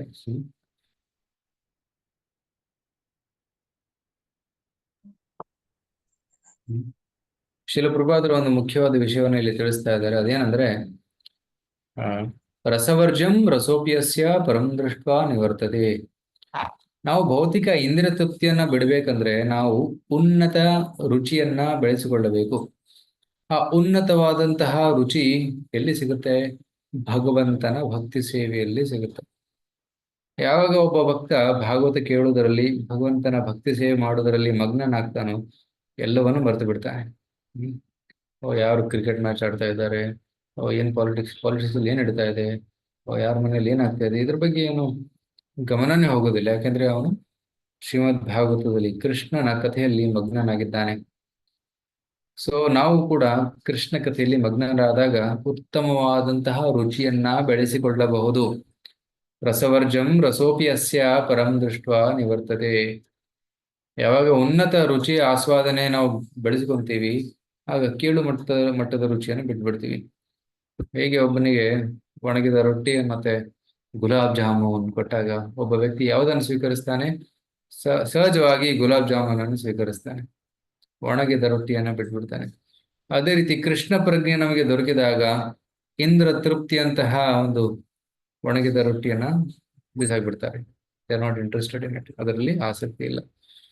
ಸೊ ಅದೇ ರೀತಿ ನಾವು ಕೂಡ ಭಗವಂತನ ಸುಂದರವಾದ ಸೌಂದರ್ಯದ ಪ್ರತಿ ನಾವು ಆಕರ್ಷಣೆಯನ್ನು ಬೆಳೆಸಿಕೊಂಡರೆ ಸಾಮಾನ್ಯ ಸ್ತ್ರೀ ಪುರುಷರ ಮಧ್ಯೆ ಇರುವಂತಹ ಆಕರ್ಷಣೆ ಮಾಯವಾಗುತ್ತೆ, ನಾಶವಾಗುತ್ತೆ. ಅದಕ್ಕೋಸ್ಕರ ಭಾಗವತದಲ್ಲಿ ಭಗವಂತನ ಸೌಂದರ್ಯದ ವರ್ಣನೆ ಪದೇ ಪದೇ ಪ್ರತಿಯೊಂದು ಸ್ಕಂದದಲ್ಲೂ ಕೂಡ ವಿವರವಾಗಿ ಹೇಳಲಾಗಿದೆ. ಓಕೆ, ಈಗ ಋತ್ವಿಕರೆಲ್ಲರೂ ಭಗವಂತನಿಗೆ ಪ್ರಾರ್ಥನೆಯನ್ನ, ಸ್ತುತಿಯನ್ನ ಮಾಡ್ತಾರೆ. ದಯವಿಟ್ಟು ಓದಿ. ಹರೇ ಕೃಷ್ಣ ಪ್ರಭುಜಿ. ಹ. ಋತ್ವಿಕರು ಭಗವಂತನಿಗೆ ಪ್ರಾರ್ಥನೆ ಸಲ್ಲಿಸಲಾರಂಭಿಸಿದರು. ಎಲೈ ಪರಮ ಪೂಜ್ಯನೆ, ನಾವು ನಿನ್ನ ದಾಸರು ಮಾತ್ರ. ನೀನು ಸ್ವಂತ ಪರಿಪೂರ್ಣನಾದರೂ ನಿನ್ನ ನಿರ್ವ್ಯಾಜ್ಯ ಕರುಣೆಯಿಂದ ದಯವಿಟ್ಟು ನಿನ್ನ ಶಾಶ್ವತ ಸೇವಕರಾದ ನಮ್ಮಿಂದ ಕಿಂಚಿತ್ ಸೇವೆಯನ್ನು ಸ್ವೀಕರಿಸು. ವಾಸ್ತವವಾಗಿ ನಮಗೆ ನಿನ್ನ ದಿವ್ಯ ರೂಪವು ತಿಳಿಯದು. ಆದರೆ ವೇದ ಸಾಹಿತ್ಯದಲ್ಲಿ ಹೇಳಿರುವಂತೆ ಹಾಗೂ ಪ್ರಾಮಾಣೀಕೃತ ಆಚಾರ್ಯರುಗಳು ಉಪದೇಶಿಸಿರುವಂತೆ ನಾವು ಪುನಃ ಪುನಃ ನಮ್ಮ ಗೌರವಯುತ ನಮಸ್ಕಾರಗಳನ್ನು ಮಾತ್ರ ಅರ್ಪಿಸಬಲ್ಲೆವು. ಐಹಿಕ ಜೀವಿಗಳು ಐಹಿಕ ಪ್ರಕೃತಿಯ ಗುಣ ಸ್ವಭಾವಗಳಿಂದ ತುಂಬಾ ಆಕರ್ಷಿತರಾಗಿರುತ್ತಾರೆ. ಆದ್ದರಿಂದ ಅವರು ಪರಿಪೂರ್ಣರಲ್ಲ. ಆದರೆ ನೀನು ಸಕಲ ಐಹಿಕ ಕಲ್ಪನೆಗಳ ವ್ಯಾಪ್ತಿಯನ್ನು ಮೀರಿದವನು. ನಿನ್ನ ಹೆಸರು, ಕೀರ್ತಿ ಮತ್ತು ಗುಣಶೀಲಗಳೆಲ್ಲವೂ ದಿವ್ಯವಾದುದು ಮತ್ತು ಪ್ರಾಯೋಗಿಕ ಜ್ಞಾನದ ಕಲ್ಪನೆಗೆ ಅತೀತವಾದುದು. ನಿಜವಾಗಿ ಯಾರಿಂದ ತಾನೇ ನಿನ್ನ ಕಲ್ಪನೆ ಸಾಧ್ಯ? ಐಹಿಕ ಜಗತ್ತಿನಲ್ಲಿ ನಾವು ಐಹಿಕ ಹೆಸರು ಮತ್ತು ಗುಣಗಳನ್ನು ಮಾತ್ರ ತಿಳಿಯಬಲ್ಲೆವು. ದಿವ್ಯ ಪುರುಷನಾದ ನಿನಗೆ ಗೌರವಯುತ ನಮಸ್ಕಾರ ಮತ್ತು ಪ್ರಾರ್ಥನೆಗಳನ್ನು ಸಲ್ಲಿಸುವುದರ ಹೊರತು ಬೇರೆ ಯಾವ ಶಕ್ತಿಯೂ ಇಲ್ಲ. ನಿನ್ನ ಮಂಗಳಕರ ದಿವ್ಯ ಗುಣಗಳ ಸಂಕೀರ್ತನದಿಂದ ಮನುಕುಲದ ಸಕಲ ಪಾಪಗಳು ನಿಷ್ಮೇಷವಾಗುವವು. ಅದೇ ನಮಗೆ ಅತ್ಯಂತ ಮಂಗಳಕರ ಕಾರ್ಯವು. ಹೀಗೆ ನಾವು ನಿನ್ನ ಪ್ರಾಕೃತಿಕ ಸ್ಥಿತಿಯನ್ನು ಸ್ವಲ್ಪ ಮಟ್ಟಿಗೆ ಅರ್ಥ ಮಾಡಿಕೊಳ್ಳಲು ಸಾಧ್ಯವಾಯಿತು. ಹರೇ ಕೃಷ್ಣ ಪ್ರಭುಜಿ. ದಂಡೋತ್ ತುಂಬಾ ಫಿಲಾಸಫಿಕಲ್ ಪ್ರಾರ್ಥನೆ ಇದು. ಸೊ ಇದರ ಸಾರ ಏನಂದ್ರೆ, ನೀವು ಪರಿಪೂರ್ಣ, ದಯವಿಟ್ಟು ನಿಮ್ಮ ಸೇವೆಯನ್ನು ಕರುಣೆಯಿಂದ, ನಮ್ಮ ಸೇವೆಯನ್ನು ಕರುಣೆಯಿಂದ ಸ್ವೀಕರಿಸಿ. ಅದು ಒಂದು ಪಾಯಿಂಟು ಅವರು ಹೇಳ್ತಾ ಇದ್ದಾರೆ. ನಿಮ್ಮ ಹೆಸರು, ಕೀರ್ತಿ ಮತ್ತು ಶೀಲಗಳೆಲ್ಲವೂ ದಿವ್ಯವಾದದ್ದು. They are all divine.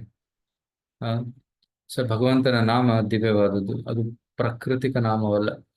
Right? Hare Krishna ಮಂತ್ರ ಏನಿದೆ, ಇದು ಕೂಡ ಭೌತಿಕ ನಾಮವಲ್ಲ, ಇದು ಭಗವಂತನ ದಿವ್ಯವಾದಂತಹ ನಾಮ. ಸೊ ಭಗವಂತನ ನಾಮ, ಭಗವಂತನ ಧಾಮ, ಭಗವಂತನ ಕೀರ್ತಿ ಇವೆಲ್ಲವೂ ದಿವ್ಯವಾದವು. ಸೊ ಈ ದಿವ್ಯತ್ವವನ್ನ ನಾವು ಜಡ ಇಂದ್ರಿಯಗಳಿಂದ ಅರಿಯಲು ಸಾಧ್ಯವಿಲ್ಲ. ಪರಿಶುದ್ಧ ಇಂದ್ರಿಯಗಳಿಂದ ಮಾತ್ರ ನಾವು ಭಗವಂತನ ದಿವ್ಯ ನಾಮ, ದಿವ್ಯ ಗುಣಗಳನ್ನ ಗ್ರಹಿಸಬಹುದು. So there is only one way, that is bhakti. ಅತಃ ಶ್ರೀಕೃಷ್ಣ ನಾಮಾದಿ ನ ಭವೇದ್ ಗ್ರಾಹ್ಯಮಿಂದ್ರಿಯೈಃ ಸೇವೋನ್ಮುಖೈಃ ಜಿಹ್ವಾದೌ ಸ್ವಯಮೇವ ಸ್ಫುರತ್ಯದಃ. ಯಾವಾಗ ನಾವು ಭಗವಂತನಿಗೆ ಭಕ್ತಿ ಸೇವೆಯನ್ನು ಸಲ್ಲಿಸುತ್ತೇವೆ, ಆವಾಗ ಭಗವಂತನ ಶ್ರೀಕೃಷ್ಣ ನಾಮಾದಿ, ಅತಃ ಶ್ರೀಕೃಷ್ಣ ನಾಮಾದಿ ನಾಮ, ರೂಪ, ಗುಣ, ಲೀಲೆಗಳನ್ನ ಗ್ರಹಿಸಲು ಸಾಧ್ಯ. ಕೇವಲ ನಮ್ಮ ಪ್ರಯತ್ನದಿಂದ ಭಗವಂತನನ್ನ ಗ್ರಹಿಸಲು ಸಾಧ್ಯವಿಲ್ಲ. ನಾವು ನಮ್ಮ ಪ್ರಯತ್ನದಿಂದ ಭಗವಂತನ ಸೇವೆ ಸಲ್ಲಿಸಿದಾಗ ನಮ್ಮ ಇಂದ್ರಿಯಗಳು ಪರಿಶುದ್ಧವಾಗುವು. ಆ ಪರಿಶುದ್ಧ ಇಂದ್ರಿಯಗಳಿಂದ ನಾವು ಭಗವಂತನ ದಿವ್ಯತ್ವವನ್ನು ಗ್ರಹಿಸಲು ಸಾಧ್ಯವಾಗುತ್ತೆ. So we need purification. ಹೇಗೆ ಕನ್ನಡಿ ಮೇಲೆ ಧೂಳು ಕುಳಿತಿದ್ದರೆ ನಾವು ನಮ್ಮ ಮುಖವನ್ನು ನೋಡಲು ಸಾಧ್ಯವಿಲ್ಲ. ಆ ಧೂಳನ್ನ ಒರೆಸಿದಾಗ ನಾವು ನಮ್ಮ ಮುಖವನ್ನು ನೋಡಲು ಸಾಧ್ಯವಾಗುತ್ತೆ. ಅದೇ ರೀತಿ ನಮ್ಮ ಹೃದಯದಲ್ಲಿ ಕಲ್ಮಶವಿದ್ದರೆ ಭಗವಂತನನ್ನ ನೋಡಲು ಸಾಧ್ಯವಿಲ್ಲ. ಆ ಕಲ್ಮಶ ತೊಳೆದಾಗ ಭಗವಂತನನ್ನ ನೋಡಲು ಸಾಧ್ಯವಾಗುತ್ತೆ. ಸೊ ಆ ಕಲ್ಮಶ ಹೇಗೆ ತೊಳೆಯುವುದು? ಭಗವಂತನ ಸೇವೆ ಮುಖಾಂತರ. ಸೇವೆ ಹೇಗೆ ಸಲ್ಲಿಸುವುದು? ಹರೇ ಕೃಷ್ಣ ಮಂತ್ರ ಉಚ್ಚಾರಣೆ ಮಾಡುತ್ತಾ, ಹರೇ ಕೃಷ್ಣ ಕೃಷ್ಣ ಕೃಷ್ಣ ಹರೇ ಹರೇ, ಹರೇ ರಾಮ ರಾಮ ರಾಮ ಹರೇ ಹರೇ. ಸೊ ಚೇತೋದರ್ಪಣ ಮಾರ್ಜನ, ಭಗವಂತನ ನಾಮ ಸ್ಮರಣೆಯಿಂದ ನಾವು ಚಿತ್ತವನ್ನ ತೊಳೆಯಬಹುದು. ನಾಮಸ್ಮರಣೆ ಮಾಡ್ತಾ ಮಾಡ್ತಾ ಹೋದಂಗೆ ಏನಾಗುತ್ತೆ? ಭಗವಂತನ ಸಾಕ್ಷಾತ್ಕಾರವಾಗುತ್ತೆ. ನಾವು ಭಾವ ಮತ್ತೆ ಪ್ರೇಮದ ಹಂತಕ್ಕೆ ನಾವು ತಲುಪಬಹುದು. ಓಕೆ, ಇದೇ ಈ ಶ್ಲೋಕದ ಅರ್ಥವಾಗಿದೆ. ಶ್ರೀ ಗುರುಪಾದ ಹೇಳ್ತಾರೆ, ಸೇವೋನ್ಮುಖಿ ಜಿಹ್ವಾದು, ಭಗವಂತನಿಗೆ ನಾವು ಸೇವೆಯನ್ನು ಸಲ್ಲಿಸಬೇಕು. ಭಗವಂತನ ಇನ್ನೊಂದು ಹೆಸರು ಅಧೋಕ್ಷಜ. ಅಕ್ಷಜ ಅಂದರೆ ಭೌತಿಕ ಇಂದ್ರಿಯಗಳು. ಅಧೋಕ್ಷಜ ಅಂದರೆ ಭೌತಿಕ ಇಂದ್ರಿಯಗಳನ್ನು ಮೀರಿದವನು. ಸೊ ಭೌತಿಕ ಇಂದ್ರಿಯಗಳಿಂದ ಭಗವಂತನನ್ನ ಅರಿಯಲು ಸಾಧ್ಯವಿಲ್ಲ. ಸೊ ನಾವೇನ್ ಮಾಡ್ಬೇಕು? ನಾವು ಇಂದ್ರಿಯಗಳನ್ನ ಮೀರಬೇಕು, ನಾವು ಪರಿಶುದ್ಧಗೊಳಿಸಬೇಕು. ಆಗ ಮಾತ್ರ ಭಗವಂತನನ್ನ ಸಾಧಿಸಲು ಸಾಧ್ಯ. So how to do that? By chanting ಸೇವನ್ಮುಖೇ ಹಿ ಜಿಹ್ವಾದೋ. ನಾಲಿಗೆಯಿಂದ ಭಗವಂತನ ನಾಮವನ್ನು ಉಚ್ಚಾರಣೆ ಮಾಡಬೇಕು. ಹರೇ ಕೃಷ್ಣ ಕೃಷ್ಣ ಕೃಷ್ಣ ಹರೇ ಹರೇ, ಹರೇ ರಾಮ ರಾಮ ರಾಮ ಹರೇ ಹರೇ. ಈ ರೀತಿ ನಾಮೋಚ್ಚಾರಣೆ ಮಾಡೋದರಿಂದ ನಾವು ಭಗವಂತನ ದಿವ್ಯತ್ವವನ್ನು ಗ್ರಹಿಸಲು ಸಾಧ್ಯ ಆಗುತ್ತೆ. ಸಂಕೀರ್ತನವು ಅತ್ಯಂತ ಮಂಗಳಕರವಾಗಿದೆ. ಎಲ್ಲ ಮಾನವ ಕುಲದ ಸಕಲ ಪಾಪಗಳು ನಿಶೇಷವಾಗುವು. ಸೊ ನಾಮ ಸಂಕೀರ್ತನೆ ಮಾಡೋದ್ರಿಂದ ಎಲ್ಲ ಪಾಪಗಳು ನಾಶವಾಗುವು. ಹರೇ ಕೃಷ್ಣ ಪ್ರಭು, ಇಲ್ಲಿ ಅಧೋಕ್ಷಜ ಅಪ್ರಾಕೃತ ಅಂತಿದೆ. ಅಪ್ರಾಕೃತ ಅಂದ್ರೆ ಎಂತದು?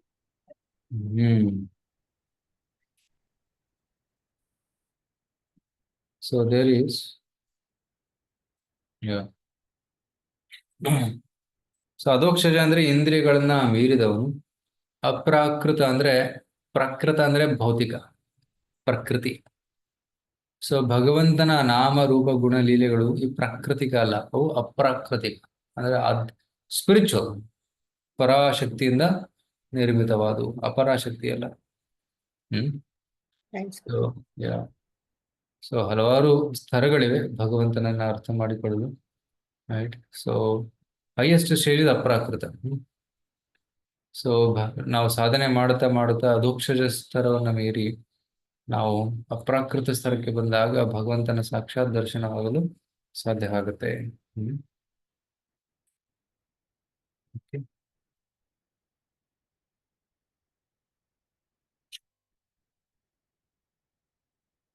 ಪರಿಜನಾನುರಾಗ ವಿರಚಿತ ಶಬಲ ಸಂಶಬ್ದ ಶಲಿಲ ಶಿತಕಿಶಲಯ ತುಲಸಿಕಾ ದೂರ್ವಾಂಕುರೈರ್ ಅಪಿ ಸಂಭೃತಯಾ ಸಪರ್ಯಯಾ ಕಿಲ ಪರಮ ಪರಿತುಷ್ಯಸಿ.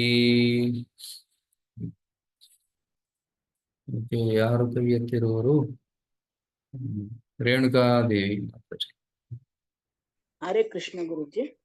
ಎಲೈ ದೇವೋತ್ತಮ ಪರಮ ಪುರುಷನೇ, ಸಕಲ ರೀತಿಯಲ್ಲೂ ನೀನು ಪರಿಪೂರ್ಣನು.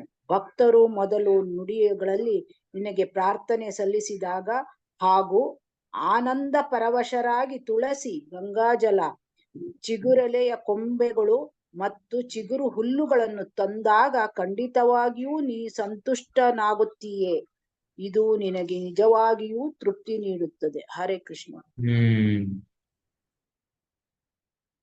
ಸೊ ಕೃಷ್ಣ ಭಗವದ್ಗೀತೆಯಲ್ಲಿ ಹೇಳ್ತಾನಲ್ಲ, ಪತ್ರಂ ಪುಷ್ಪಂ ಫಲಂ ತೋಯಂ ಯೋ ಮೇ ಭಕ್ತ್ಯಾ ಪ್ರಯಚ್ಛತಿ ತದಹಂ ಭಕ್ತಿ ಉಪಹರ್ತಂ ಅಶ್ನಾಮಿ ಪ್ರಯತ ಆತ್ಮನಃ.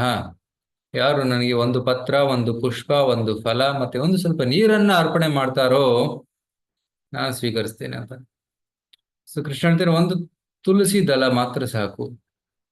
ತುಳಸಿ ದಳ ಮಾತ್ರೇನ ಜಲಸ್ಯ ಚುಕುಲೇನವ ವಿಕ್ರೀಯತೆ ಸ್ವಾತ್ಮಾನಂ ಭಕ್ತೇಭ್ಯೋ ಭಕ್ತವತ್ಸಲಃ. ಗೌತಮಿಯ ತಂತ್ರದಲ್ಲಿ ಒಂದು ಶ್ಲೋಕ ಇದೆ, ಅದರಲ್ಲಿ ಏನ್ ಹೇಳ್ತಾರೆ ಅಂದ್ರೆ, ಕೇವಲ ಒಂದು ತುಳಸಿ ದಳ ಮತ್ತೆ ಸ್ವಲ್ಪ ಗಂಗಾಜಲ ಎರಡನ್ನ ಭಗವಂತನಿಗೆ ಅರ್ಪಣೆ ಮಾಡಿದಾಗ ಭಗವಂತ ಎಷ್ಟು ಸಂತುಷ್ಟನಾಗ್ತಾನಂದ್ರೆ, ವಿಕ್ರಿಯತೆ ಸ್ವಮಾತ್ಮಾನಂ, ಈ ಬಿಕಮ್ ಸೋಲ್ಡ್ ಔಟ್. ಭಗವಂತನನ್ನ ನಾವು ಖರೀದಿಸಬಹುದು ಹೇಗೆ? ಕೇವಲ ಒಂದು ತುಳಸಿ ದಳ ಮತ್ತೆ ಜಲವನ್ನ ಅರ್ಪಣೆ ಮಾಡಿದ್ರೆ. It is so simple. Okay, ಕೆಲವರು ಹೇಳ್ಬೋದು ವಿದೇಶದಲ್ಲಿ ತುಳಸಿ ದಳ ಸಿಗೋದಿಲ್ಲ. ರೂಪಾದ್ರೆ ಹೇಳ್ತಾರೆ, any leave, you can take any leave, ಯಾವುದೇ ಎಲೆಯನ್ನು ತಗೊಂಡು ಭಗವಂತನಿಗೆ ಅರ್ಪಣೆ ಮಾಡಿ ಭಗವಂತ ಸ್ವೀಕರಿಸ್ತಾನೆ. ಪತ್ರಂ ಪುಷ್ಪಂ ಫಲಂ ತೋಯಂ. ಪತ್ರಂ ಅಂತ ಹೇಳಿದ್ದಾರೆ, ಪತ್ರ ಅಂದ್ರೆ ಎಲೆ, ತುಳಸಿ ಪತ್ರಂ ಅಂತ ಹೇಳಿಲ್ಲ, ಎಲೆ ಅಂತ ಹೇಳಿದ್ದಾರೆ. ಎನಿ ಲೀವ್ ವಿತ್ ಭಕ್ತಿ ತದಹಂ ಭಕ್ತಿ ಉಪಹರ್ತಂ ಅಶ್ನಾಮಿ. ಭಕ್ತಿಯಿಂದ ಅರ್ಪಣೆ ಮಾಡಿದಾಗ ಸ್ವೀಕರಿಸ್ತಾನೆ. ಅಫ್ಕೋರ್ಸ್ ಭಾರತದಲ್ಲಿ ತುಳಸಿ ಎಲ್ಲ ಕಡೆ ಬೆಳೆಯುತ್ತೆ, ಸೊ ಪ್ರಾಬ್ಲಮ್ ಇಲ್ಲ, ಭಾರತದಲ್ಲಿ ತುಳಸಿ ಕೊರತೆ ಇಲ್ಲ. ಆದ್ರೆ ವಿದೇಶದಲ್ಲಿ ಪ್ರಭುಪಾದರು ವಿದೇಶಕ್ಕೆ ಹೋದಾಗ, ಅಮೆರಿಕದಲ್ಲಿ ಹೋದಾಗ ತುಳಸಿ ಇರಲೇ ಇಲ್ಲ ಅಲ್ಲಿ. ಸೊ ಪ್ರಭುಪಾದರು ಭಾರತದಿಂದ ತುಳಸಿ ಬೀಜವನ್ನ ತರಿಸ್ತಾರೆ. ಬೀಜದಿಂದ ತುಳಸಿಯನ್ನ ಬೆಳೆಸೋದಕ್ಕೆ ಪ್ರಯತ್ನ ಪಡ್ತಾರೆ, ಆಗೋದಿಲ್ಲ. ಫೈನಲಿ ಪ್ರಭುಪಾದರು ಒಬ್ಬಳು ಶಿಷ್ಯ, ಅವಳ ಹೆಸರು ಗೋವಿಂದ ದಾಸಿ ಅಂತ, ಅವಳು ಯಶಸ್ವಿ ಆಗ್ತಾಳೆ ತುಳಸಿ ವಿದೇಶದಲ್ಲಿ ಬೆಳೆಸೋದ್ರಲ್ಲಿ. ಪ್ರಭುಪಾದರು ಎಷ್ಟು ಸಂತುಷ್ಟರಾಗ್ತಾರೆ.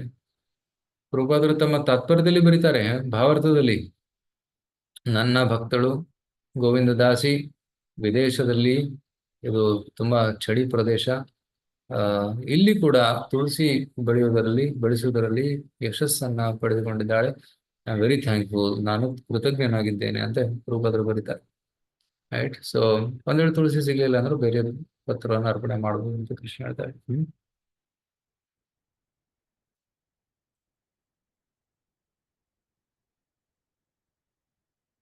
ಅಥಾನ್ಯಾಪಿ ನ ಭವತ ಭಾರ್ಯ ಸಮುಚಿತಂ ಅರ್ಥಂ ಇಹೋಪಲಾಭಮಾನ್ ಮಾಹೇ. ಓಕೆ, ಸರಸ್ವತಿ. ಸರಸ್ವತಿ. ಹರೇ ಕೃಷ್ಣ. ನಾವು ಅನೇಕ ವಸ್ತುಗಳಿಂದ ನಿನ್ನ ಪೂಜೆಯಲ್ಲಿ ಮಗ್ನರಾಗಿದ್ದೇವೆ ಮತ್ತು ನಿನಗಾಗಿ ಯಜ್ಞಗಳನ್ನು ಆಚರಿಸಿದ್ದೇವೆ. ಆದರೆ ನಿನ್ನನ್ನು ಸಂತುಷ್ಟಗೊಳಿಸಲು ಇಷ್ಟೆಲ್ಲ ವ್ಯವಸ್ಥೆ ಅಗತ್ಯವಿಲ್ಲ ಎಂದು ನಾವು ಭಾವಿಸುತ್ತೇವೆ. ಹರೇ ಕೃಷ್ಣ. ಉರು ಭಾರ ತುಂಬಾ ಎಲಾಬ್ರೇಟ್ ಅರೇಂಜ್ಮೆಂಟ್ಸ್ ಮಾಡಿದ್ರ. ಯಜ್ಞ ಮಾಡಿದ್ವಿ, ನೋಡಿದ್ರೆ ಯಜ್ಞಕುಂಡ ಎಷ್ಟು ದೊಡ್ಡದಾಗಿತ್ತು, ಎಷ್ಟೊಂದು ಜನ ಋತ್ವಿಕರಲ್ಲಿ ಜಪ ಮಾಡ್ತಾ ಇದ್ರು, ಮಂತ್ರ ಹೇಳ್ತಾ ಇದ್ರು. ಇದನ್ನು ನಿನ್ನನ್ನು ಸಂತುಷ್ಟಿಗೊಳಿಸೋದಕ್ಕೆ ಇದೆಲ್ಲ ಬೇಕಿಲ್ಲ. ರೈಟ್. ಸೊ ಶ್ರೀಗುರುಬಾದರು ಬರೀತಾರೆ, ಯಾರಿಗೆ ಸಪೋಸ್ ಒಬ್ಬರಿಗೆ ಹಸುವಿಲ್ಲದವರಿಗೆ ಒಂದು 10 ಐಟಮ್ ತಂದಿಟ್ಬಿಟ್ಟು ಅವ್ರ ಮುಂದೆ ತಿನ್ನಕ್ಕಾಗತ್ತಾ? ತಿನ್ನಕ್ಕಾಗೋದಿಲ್ಲ. ಸೊ ಈ ಒಂದು ಯಜ್ಞದಲ್ಲಿ ಹಲವಾರು ವಿವಿಧ ಭಾರಿ ಅರೇಂಜ್ಮೆಂಟ್ಸ್ ಮಾಡಿದ್ರು. ಆದ್ರೆ ಭಗವಂತನಿಗೆ ಇದೆಲ್ಲ ಬೇಕಿಲ್ಲ. ಭಗವಂತ ಯಾವುದಕ್ಕೋಸ್ಕರ ಬೈಕ್ ಇಟ್ಟಿದ್ದಾನೆ? ಭಕ್ತಿ. ಕೇವಲ ಭಕ್ತರ ಭಕ್ತಿ ಬೇಕು ಕೃಷ್ಣನಿಗೆ. ಸೊ ಭಕ್ತಿ ಅಮ್ಮ ವಿಜಾನಾತಿ. ಆದ್ರೆ ಇಲ್ಲಿ ನೋಡ್ತೀವಿ, ಭಕ್ತಿ ಇಲ್ಲದೆ ಸಕಲ ಅರೇಂಜ್ಮೆಂಟ್ಸ್ ಮಾಡಿದ್ರು ಕೂಡ, ಸಕಲ ಸಿದ್ಧತೆಗಳನ್ನ ಮಾಡಿದ್ರು ಕೂಡ ಭಗವಂತ ಸಂತುಷ್ಟನಾಗುವುದಿಲ್ಲ. ಸೊ ಇದೆಲ್ಲ ವ್ಯರ್ಥ, ವಿಫಲ ಅಂತ ಅವರು ಭಾವಿಸ್ತಾ ಇದ್ದಾರೆ. ಸೊ ಋತ್ವಿಕರಿಗೆ ಸ್ವಲ್ಪ ಸಂಕೋಚ ಆಗ್ತದೆ, ಇಷ್ಟೆಲ್ಲ ಯಾಕೆ ನಾವು ಅರೇಂಜ್ಮೆಂಟ್ಸ್ ಮಾಡಿದೀವಿ, ಏನು ಬೇಕಿರ್ಲಿಲ್ಲ, ಭಕ್ತಿಯಿಂದ ಭಗವಂತ ಸಂತುಷ್ಟ. ನಮ್ಮಲ್ಲಿ ಭಕ್ತಿ ಇಲ್ಲ, ಸೊ ಇಷ್ಟೆಲ್ಲ ಅರೇಂಜ್ಮೆಂಟ್ ಮಾಡಿದೀವಿ. ಸೊ ಅದಕ್ಕೆ ಸ್ವಲ್ಪ ಅವರು ಸಂಕೋಚ ಪಡ್ತಾ ಇದ್ದಾರೆ ಭಗವಂತನಿಗೆ ಪ್ರಾರ್ಥನೆ ಸಲ್ಲಿಸೋದಿಕ್ಕೆ. 8ನೇ ಶ್ಲೋಕದಲ್ಲಿ ಹೇಳ್ತಾರೆ, ಆತ್ಮನ ಏವಾನುಸವನಂ ಅಂಜಸಾ ಗತಿರೇಕೇಣ ಬೋಭೂಯಮಾನಾಶೇಷ ಪುರುಷಾರ್ಥ ಸ್ವರೂಪಸ್ಯ ಕಿಂತು ನಾಥಾಶಿಷ ಆಶಾಸನಾನಾಂ ಏತದ್ ಅವಿಸಂರಾಧನ ಮಾತ್ರಂ ಭವಿತುಂ ಅರ್ಹತಿ. ಓಕೆ, ಖ್ಯಾತಪ್ರಭು ಹೇಳ್ತಿದ್ದಾರೆ.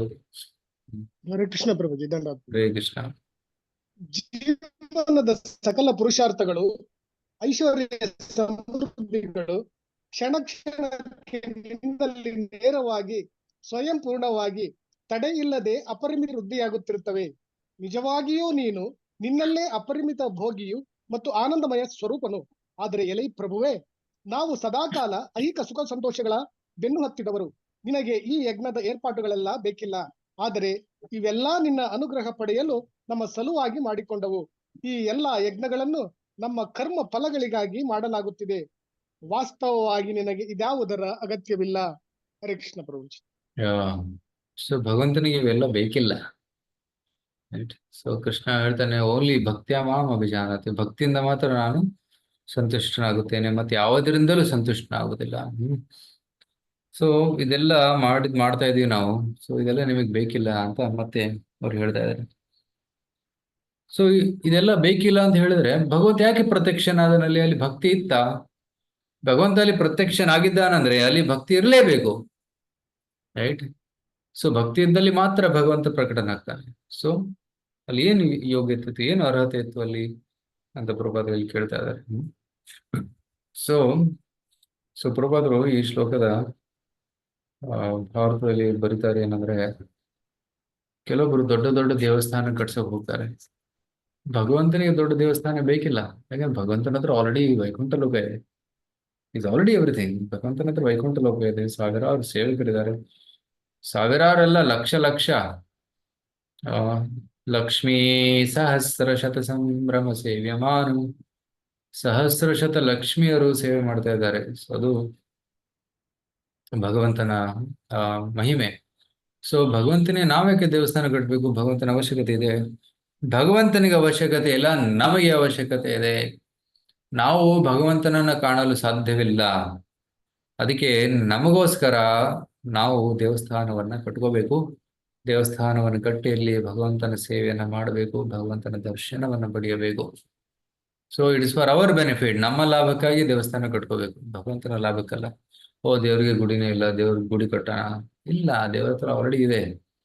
ಆದ್ರೆ ನಾವು ಭಗವಂತನೇ ದೇವಸ್ಥಾನ ಕಟ್ಟಿದಾಗ ಏನಾಗುತ್ತೆ? ನಮಗೆ ಲಾಭ.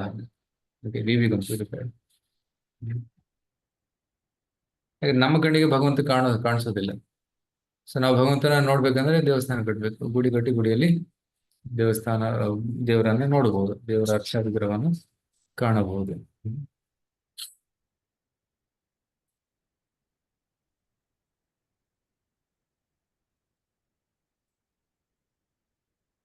ತದ್ಯಥಾ ಬಾಲಿಶಾನಾಂ ಸ್ವಯಂ ಆತ್ಮನಃ ಶ್ರೇಯಃ ಪರಂ ಅವಿದುಷಾಂ ಪರಮ ಪುರುಷ ಪ್ರಕರ್ಷ ಕರುಣಯಾ ಸ್ವಮಹಿಮಾನಂ ಚಾಪವರ್ಗಾಖ್ಯಂ ಉಪಕಲ್ಪಯಿಷ್ಯನ್ ಸ್ವಯಂ ನಾಪಚಿತ ಏವೇತರವದ್ ಇಹೋಪಲಕ್ಷಿತಃ.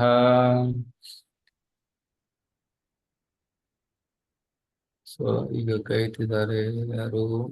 ಉತ್ತರ ಮಾತಾಡಿ. ಹರೇ ಕೃಷ್ಣ ಪ್ರಭು.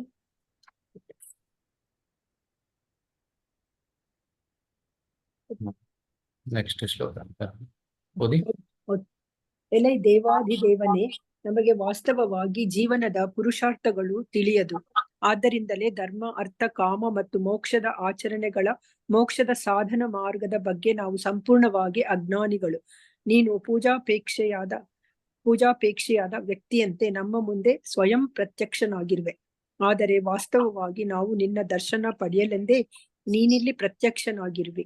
ನಮ್ಮ ಉದ್ದೇಶ ಹಾಗೂ ನಮ್ಮ ಹಿತ ಸಾಧನೆಗಾಗಿ ಮತ್ತು ನಮಗೆ ಅಪವರ್ಗ ಎಂದು ಕರೆಯಲಾದ ನಿನ್ನ ಸ್ವಂತ ವೈಭವದ ಪ್ರಯೋಜನ ನೀಡಲು, ಮುಕ್ತಿ ಕಾಣಿಸಲು ನಿನ್ನ ಅಪಾರವಾದ ಮತ್ತು ನಿರ್ವ್ಯಾಜವಾದ ಕರುಣೆಯಿಂದ ಬಂದಿರುವೆ. ನಮ್ಮ ಅಜ್ಞಾನದಿಂದಾಗಿ ನಿನ್ನನ್ನು ಸೂಕ್ತ ರೀತಿಯಲ್ಲಿ ಪೂಜಿಸದಿದ್ದಾಗ್ಯೂ ನೀನು ಪ್ರತ್ಯಕ್ಷನಾಗಿರುವಿ. ಹರೇ ಕೃಷ್ಣ. ಯಾಕೆ ಭಗವಂತ ಪ್ರತ್ಯಕ್ಷ ಆಗಿದ್ದಾನೆ?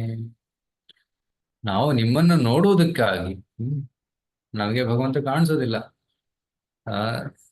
ನೋಡುವುದಕ್ಕೆ, ನಮ್ಗೆ ಕಾಣಿಸೋದಕ್ಕಾಗಿ ನೀವು ಪ್ರತ್ಯಕ್ಷರಾಗಿದ್ದಾರ. ಇದು ನಮ್ಮ ಮೇಲೆ ನಿಮ್ಮ ಅನುಗ್ರಹವಾಗಿದೆ ಅಂತ ಇಲ್ಲಿ ಹೇಳ್ತಾರೆ. ಸೊ ಇಲ್ಲಿ ಈ ಋತ್ವಿಕರ ವಿನಮ್ರತೆಯನ್ನು ನಾವು ಕಾಣಬಹುದು. ವೆರಿ ಹಂಬಲ್, ತುಂಬಾ ವಿನಮ್ರತೆಯಿಂದ ಭಗವಂತನಿಗೆ ಪ್ರಾರ್ಥನೆಯನ್ನ ಸಲ್ಲಿಸ್ತಾ ಇದ್ದಾರೆ. ಓ ದೇವಾದಿದೇವನೇ, ನಮಗೆ ವಾಸ್ತವವಾಗಿ ಜೀವನದ ಪುರುಷಾರ್ಥಗಳು ತಿಳಿಯಬೇಕು. ಪುರುಷಾರ್ಥ ಅಂದ್ರೆ ಏನು? ಧರ್ಮ, ಅರ್ಥ, ಕಾಮ, ಮೋಕ್ಷ. ನಮಗೆ ಇದರ ಬಗ್ಗೆ ಗೊತ್ತೇ ಇಲ್ಲ. ಸೊ ನಾವು ಅಜ್ಞಾನಿಗಳು. ನಾವು ನೀನು ಪೂಜಾಪೇಕ್ಷೆಯಾದ ವ್ಯಕ್ತಿಯಂತೆ ನಮ್ಮ ಮುಂದೆ ಸ್ವಯಂ ಪ್ರತ್ಯಕ್ಷನಾಗಿರುವೆ. ಹೇಗೆ ಯಾರಾದ್ರೂ ಕೆಲವೊಂದು ಪೊಲಿಟಿಕಲ್ ರ್ಯಾಲೀಸ್ ಅಲ್ಲಿ ಪಾಲಿಟಿಷಿಯನ್ ಇರ್ತಾನೆ, ಜನರು ಇರ್ತಾರೆ, ಫೋಟೋ ತೆಗಿಯಕ್ಕೆ ಬಂದ ತಕ್ಷಣ, ಮೀಡಿಯಾ ಬಂದ ತಕ್ಷಣ ರೆಡಿ ಆಗಿಬಿಡ್ತಾರೆ. ಚಿಕ್ ಚಿಕ್ ಚಿಕ್ ಚಿಕ್ ಚಿಕ್ ಚಿಕ್ ಯಾಕೆ ನ್ಯೂಸ್ ಪೇಪರ್ ಅಲ್ಲಿ ಬರುತ್ತೆ, ರೈಟ್? ಸೊ ಫೇಮಸ್ ಆಗೋದಕ್ಕೆ, ಖ್ಯಾತಿಯನ್ನು ಬೆಳೆಸ್ಕೊಳ್ಳೋದಕ್ಕೆ. ಸೊ ಕೆಲವರು ಭಗವಂತ ಕೂಡ ತನ್ನ ಸಮ್ಮಾನವನ್ನು ಹೆಚ್ಚಿಸೋದಕ್ಕೆ ಅಥವಾ ಆಧಾರವನ್ನ ಸ್ವೀಕರಿಸೋದಕ್ಕೆ ಬಂದಿದ್ದಾನೆ ಅಂತ ಕೆಲವರು ತಿಳ್ಕೋಬಹುದು, ಆದರೆ ಅದು ಕಾರಣವಲ್ಲ. He has not come there to receive respect. ಭಗವಂತ ಯಾಕೆ ಬಂದಿದ್ದಾನೆ? ನಮ್ಮ ಮೇಲೆ ಕರುಣೆಯನ್ನು ತೋರಿಸಿ, ನಮ್ಮ ಮೇಲೆ ಭಗವಂತನ ಅನುಗ್ರಹವನ್ನ ಕೊಡೋದಕ್ಕೆ ಬಂದಿದ್ದಾನೆ. ಕೃಷ್ಣ ಪ್ರಭು, ಇಲ್ಲಿ ಋತ್ವಿಕರು ಅಂತ ಹೇಳಿದಾರಲ್ಲ ಪ್ರಭು, ಋತ್ವಿಕರು, ಬ್ರಾಹ್ಮಣರು, ವಿಪ್ರರು, ಹೇಗೆ ಡಿಫ್ರೆನ್ಶಿಯೇಟ್ ಮಾಡೋದು? ಸ್ವಲ್ಪ ಬ್ರಾಹ್ಮಣರಂದ್ರೆ ದೋಸ್ ಹೂ ಆರ್ ಬ್ರಹ್ಮಜಾನಾತಿ ಇತಿ ಬ್ರಾಹ್ಮಣ. ವೇದ ಪಾಠ ಭವೇದ್ ವಿಪ್ರಹ, ಯಾರು ವೇದವನ್ನು ಓದಿದ್ದಾರೆ, ಅದರ ಅರ್ಥವನ್ನು ತಿಳ್ಕೊಂಡಿದ್ದಾರೆ, ಅವರು ವಿಪ್ರರು. ಋತ್ವಿಕರು ಅಂದ್ರೆ ವಿಶೇಷವಾಗಿ ಇಲ್ಲಿ ಇನ್ನೊಬ್ಬರ ಪರವಾಗಿ ಯಾರು ಯಜ್ಞವನ್ನ ಮಾಡ್ತಾ ಇದ್ದಾರೆ, ಅವರು ಋತ್ವಿಕರು. ಓಕೆ, ಇಲ್ಲಿ ರಾಜ ಆಕ್ಚುಲಿ ಯಜ್ಞ ಮಾಡ್ತಾ ಇದ್ದಾನೆ. ಅದು ರಾಜನ ಪರವಾಗಿ ಋತ್ವಿಕರು ಮಾಡ್ತಾ ಇದ್ದಾರೆ, ಅವನ ಪರವಾಗಿ, ರಾಜನ ಪರವಾಗಿ. So his representative. ಸೊ ನಮ್ಗೆ ಋತ್ವಿಕ್ ಥಿಯರಿ ಅಂತ ಓದ್ತೀವಲ್ಲ ಪ್ರಭು ಇದ್ರೊಳಗೆ IDC ಕೋರ್ಸ್ ಅಲ್ಲಿ. ಹಾ, ಕರೆಕ್ಟ್. ಅದು ಋತ್ವಿಕ್ ಅಂದ್ರೆ ಕರೆಕ್ಟೇ. ಸೊ ಅದು ಋತ್ವಿಕ್ ಥಿಯರಿ ಅಂತಾನೆ. ಏನು ಪ್ರಭುಪಾದರು, ಶಿಲ ಪ್ರಭುಪಾದರು ತಮ್ಮ ಅಂತಿಮ ಸಮಯದಲ್ಲಿ, ಅಂದ್ರೆ ಲಾಸ್ಟ್ 1 year ಅಲ್ಲಿ ಅಥವಾ 1.5 year ಅಲ್ಲಿ ಅವರು ಹೆಚ್ಚು ಪ್ರಯಾಣ ಮಾಡಕ್ ಆಗ್ತಾ ಇರ್ಲಿಲ್ಲ. ಕರೆಕ್ಟ್. ಸೊ ವಯಸ್ಸಾಗಿತ್ತು, ಮತ್ತೆ ಪ್ರಯಾಣ ಮಾಡಕ್ ಆಗ್ತಾ ಇರ್ಲಿಲ್ಲ. ಅದಕ್ಕೋಸ್ಕರ ಪ್ರಭುಪಾದರು ತಮ್ಮ ಶಿಷ್ಯರನ್ನ ಋತ್ವಿಕರು ಅಂತ ನಿಯುಕ್ತಗೊಳಿಸಿದ್ರು. ಮತ್ತೆ ನಾನು ದೀಕ್ಷೆ ಕೊಡ್ತೀನಿ, ಆದ್ರೆ ನನ್ನ ಪರವಾಗಿ ನೀವು ಆ ಶಿಷ್ಯರಿಗೆ ಮಾಲೆಯನ್ನ ಮತ್ತೆ ಹೆಸರನ್ನ ಕೊಡಿ. ಸೊ ನನ್ನ ಪರವಾಗಿ ನೀವು ದೀಕ್ಷೆಯನ್ನ ಕೊಡ್ತಾ ಇದ್ದೀರಾ, ಆದ್ರೆ ಅವರೆಲ್ಲರೂ ನನ್ನ ಶಿಷ್ಯರು. ಅರ್ಥ ಆಗ್ತಿದೆ ಮಾತಾಡಿ. ಇದು ಋತ್ವಿಕ್ ಸಿಸ್ಟಮ್ ಇತ್ತು, ಪ್ರಭುಪಾದ್ರೆ ಮಾಡಿರೋದು. ಆದ್ರೆ ಎಲ್ಲಿವರೆಗೂ? ಪ್ರಭುಪಾದರು ಜೀವಂತವಾಗಿರುವವರೆಗೂ ಮಾತ್ರ. ಕರೆಕ್ಟ್ ತಾನೆ? ಸೊ ಗುರುಗಳು ತೀರ್ಕೊಂಡ್ಮೇಲೆ ಹೇಗೆ ದೀಕ್ಷೆ ಕೊಡೋಕೆ ಸಾಧ್ಯ? ಯಾವುದೇ ಶಾಸ್ತ್ರದಲ್ಲಿ ಗುರು ತೀರ್ಕೊಂಡ ಮೇಲೆ ಅವರಿಂದ ದೀಕ್ಷೆ ಪಡೆಯಲು ಸಾಧ್ಯವಿಲ್ಲ. ಯಾಕೆಂದ್ರೆ ಗುರು ಕೂಡ ಸ್ವೀಕರಿಸಬೇಕು. ಶಿಷ್ಯ ಗುರುವನ್ನ ಒಪ್ಕೋಬೇಕು, ಗುರು ಕೂಡ ಶಿಷ್ಯನನ್ನ ಸ್ವೀಕರಿಸ್ಕೋಬೇಕು, ಆಗ ಅದು ಕಂಪ್ಲೀಟ್ ಆಗತ್ತೆ. ಸೊ ಅದೇ ರೀತಿ ಗುರು ಜೀವಂತವಾಗಿರ್ಬೇಕು. ಹಾ, ಜೀವಂತವಾಗಿರ್ಬೇಕು. ರೈಟ್. ಸೊ ಪ್ರಭುಪಾದರು ಜೀವಂತವಾಗಿದ್ದಾಗ ಋತ್ವಿಕ್ ಸಿಸ್ಟಮ್ ಅನ್ನ ಅವರೇ ಮಾಡಿರೋದು. ಆದರೆ ಜೀವಂತವಾಗಿ ಇರೋವರೆಗೂ ಮಾತ್ರ. ಪ್ರಭುಪಾದರು ಹೇಳ್ತಾರೆ, after my disappearance these disciples will be regular gurus. ಇವರು ರೆಗ್ಯುಲರ್ ಗುರುಗಳಾಗ್ತಾರೆ, ಮತ್ತೆ ಮುಂದೆ ನನ್ನ ಎಲ್ಲ ಶಿಷ್ಯರು ಗುರುಗಳಾಗ್ತಾರೆ. ರೈಟ್. ವಿಪ್ರ ಕಿಬನ್ಯಾಸಿ ಶೂದ್ರಕೇನ ಯೈ ಕೃಷ್ಣ ತತ್ವವೇತ್ತ ಸೈ ಗುರು ಹೈ. ಯಾರಿಗೆ ಕೃಷ್ಣ ತತ್ವ ತಿಳಿದಿದೆಯೋ ಅವರೇ ಗುರುಗಳಾಗ್ತಾರೆ. ಓಕೆ, ಯಾರಾದ್ರೂ ಗುರು ಆಗ್ಬೋದು. ಅವರಲ್ಲಿ ಅರ್ಹತೆ ಇರಬೇಕು. ಅರ್ಹತೆ ಇದ್ದವರು ಗುರು ಆಗಬಹುದು. ಅವರು ಯಾವುದೇ ಜಾತಿಯಿಂದ ಬಂದಿರಲಿ ಅಥವಾ ಯಾವುದೇ ರಾಷ್ಟ್ರದಿಂದ ಬಂದಿರಲಿ, ಅವರು ಗುರು ಆಗಬಹುದು ಅಂತ ಪ್ರಭುಪಾದರು ಹೇಳಿದ್ದಾರೆ. ಚೇತನ್ ಚರಿತಾಮೃತದಲ್ಲಿ ಇದೆ. ಓಕೆ, ಕ್ಲಿಯರ್ ಆಯ್ತಾ ಮಾತಾಡಿ? Thank you. ಅದೇ ಈ ಇಸ್ಕಾನ್ ಅಲ್ಲಿ ಒಂದು ಗ್ರೂಪ್ ಏನಾಗಿದೆ, ಅವರು ಇನ್ನೂ ಕೂಡ ಋತ್ವಿಕ್ ಸಿಸ್ಟಮ್ ಫಾಲೋ ಮಾಡ್ತಾರೆ. ಪ್ರಭುಪಾದರಿಂದಾನೇ ದೀಕ್ಷೆ ತಗೋಬೇಕು ಅಂತ. ಅದು ಶಾಸ್ತ್ರದಲ್ಲಿ ಪ್ರಮಾಣಿತವಾಗಿಲ್ಲ. ಜೀವಂತ ಗುರುವಿನಿಂದ ದೀಕ್ಷಾ ಮಂತ್ರವನ್ನು ಪಡಿಬೇಕು. ಆದರೆ ಶಿಕ್ಷಾ ಅಂದ್ರೆ ಅವರ ಪ್ರಭುಪಾದರ ಗ್ರಂಥಗಳನ್ನ ನಾವು ಓದ್ತಾ ಇರೋದು ಪ್ರಭುಪಾದರ ಗ್ರಂಥ ತಾನೇ ಶಿಕ್ಷಾ. ಸೊ ಶಿಕ್ಷೆ ಯಾರಿಂದಾದ್ರೂ ತಗೋಬಹುದು ನಾವು. But diksha only from living guru, ಜೀವಂತ ಗುರುವಿನಿಂದ ದೀಕ್ಷೆಯನ್ನ ಪಡಿಬೇಕು. ಅದ್ರ ಬಗ್ಗೆನೇ ಕೋರ್ಟ್ ಅಲ್ಲಿ ಕೇಸ್ ನಡೀತಾ ಇದೆ. ಅದ್ರದ್ದೇನು ಜಡ್ಜ್ಮೆಂಟ್ ಬಂದಿಲ್ಲ. ಕೋರ್ಟ್ ಕೇಸ್ ಬೇರೆ ಮಾತಾಡಿ. ಕೋರ್ಟ್ ಕೇಸ್ಗೆ ಅದು ಲೀಗಲ್ ಕೇಸ್, ಪ್ರಾಪರ್ಟಿ ಕೇಸ್ ಅಷ್ಟೇ. ಅದು ರಿತ್ವಿಕ್ ಕೇಸ್ ಅಲ್ಲ. ಓಕೆ, ನಮ್ಮ ಅದು ಇಸ್ಕಾನ್ ಟೆಂಪಲ್ ಏನಿದೆ ರಾಜಾಜಿನಗರದು, ಅದು ಲೀಗಲಿ ಇಸ್ಕಾನ್ ಪ್ರಾಪರ್ಟಿ. ಕೆಲವೊಬ್ರು ಆ ಪ್ರಾಪರ್ಟಿಯನ್ನ ಬೇರೆ ಹೆಸರಲ್ಲಿ ಮತ್ತೆ ರಿಜಿಸ್ಟರ್ ಮಾಡ್ಕೊಂಡಿದ್ದಾರೆ. ಕೇಸ್ ನಡೆದಾಗ ಅದ್ರ ಬಗ್ಗೆ ಮಾತ್ರ. ಈ ಫಿಲಾಸಫಿ ಬಗ್ಗೆ ಕೇಸು ಸುಪ್ರೀಂ ಕೋರ್ಟ್ ಅಲ್ಲಿ ಇಲ್ಲ. ಅದು just property case. Okay okay.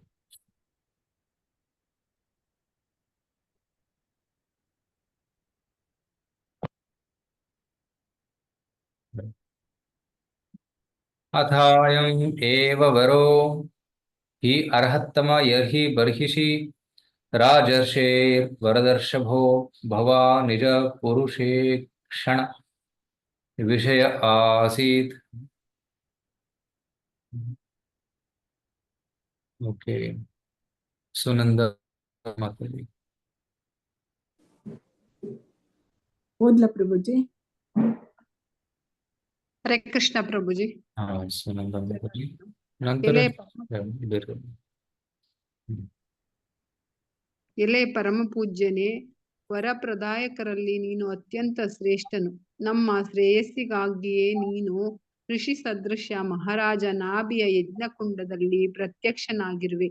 ನೀನು ನಮಗೆ ಗೋಚರಿಸಿದ್ದರಿಂದಾಗಿ ನಮಗೆ ಅಮೂಲ್ಯ ವರಗಳನ್ನು ಅನುಗ್ರಹಿಸಿರುವೆ. ಹರೇ ಕೃಷ್ಣ ಪ್ರಭುಜಿ. ಭಗವಂತನ ದರ್ಶನ ಪಡೆಯೋದೇ ವರದಾನ, ಮತ್ತೇನ್ ಬೇಕು? ಧ್ರುವ ಮಹಾರಾಜರದು ಅನುಭವ ಇದೇ ಇತ್ತು. ಧ್ರುವ ಮಹಾರಾಜರು ತಪಸ್ ಮಾಡಕ್ ನಿಂತಿದ್ರು. ಬ್ರಹ್ಮದೇವರಿಗಿಂತಲೂ ಉನ್ನತವಾದ ಲೋಕ ಬೇಕು ಅಂತ ತಪಸ್ ಮಾಡ್ತಾ ಇದ್ರು. ಆದ್ರೆ ಭಗವಂತ ಪ್ರತ್ಯಕ್ಷನಾದ ಮೇಲೆ ಅವ್ರು ಹೇಳ್ತಾರೆ, ಸ್ವಾಮಿನ್ ಕೃತಾರ್ಥೋಸ್ಮಿ ವರಂನ ಯಾಚೆ. ಹೇ ಭಗವಂತ, ನಾನು ಕೃತಾರ್ಥನಾಗಿದ್ದೀನಿ, ನನಗೇನು ಬೇಕಿಲ್ಲ, ಯಾವುದೇ ವರ ಬೇಕಿಲ್ಲ, ನಾನು ಸಂತುಷ್ಟನಾಗಿದ್ದೀನಿ ಅಂತ ಹೇಳ್ತಾರೆ. ಸೊ ಭಗವಂತನ ದರ್ಶನವೇ ಒಂದು ಉತ್ತಮವಾದ ಲಾಭ. ಸೊ ನಿಮ್ಮ ಪ್ರತ್ಯಕ್ಷ ದರ್ಶನವೇ ನಮಗೆ ಆಶೀರ್ವಾದ ಅಂತ ಇಲ್ಲಿ ಹೇಳ್ತಾರೆ.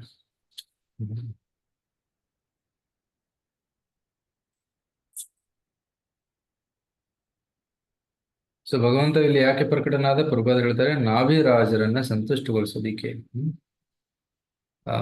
ಭಗವಂತ ಇಲ್ಲಿ ಪ್ರಕಟನಾದ, ಬೇರೆ ಯಾವುದೇ ಕಾರಣವಿರಲಿಲ್ಲ. ಓಕೆ. ಸೊ ನೆಕ್ಸ್ಟ್ 11ನೇ ಶ್ಲೋಕ. ಅಸಂಗ ನಿಶಿತ ಜ್ಞಾನಾನಲ ವಿಧೂತಾಶೇಷ ಮಲಾನಾಂ ಭವತ್ ಸ್ವಭಾವಾನಾಂ ಆತ್ಮಾರಾಮಾಣಾಂ ಮುನೀನಾಂ ಅನವರತ ಪರಿಗುಣಿತ ಗುಣಗಣ ಪರಮ ಮಂಗಲಾಯನ ಗುಣಗಣ ಕಥನೋಸಿ. ಸುಂದರವಾದ ಶ್ಲೋಕ, ದಯವಿಟ್ಟು. ಓಕೆ, ಇವರು ತನುಜಾ ಮಾತಾಜಿ ಅನ್ಮ್ಯೂಟ್ ಮಾಡಿದ್ದಾರೆ, ಅವ್ರು ತಗೋತೀರಾ?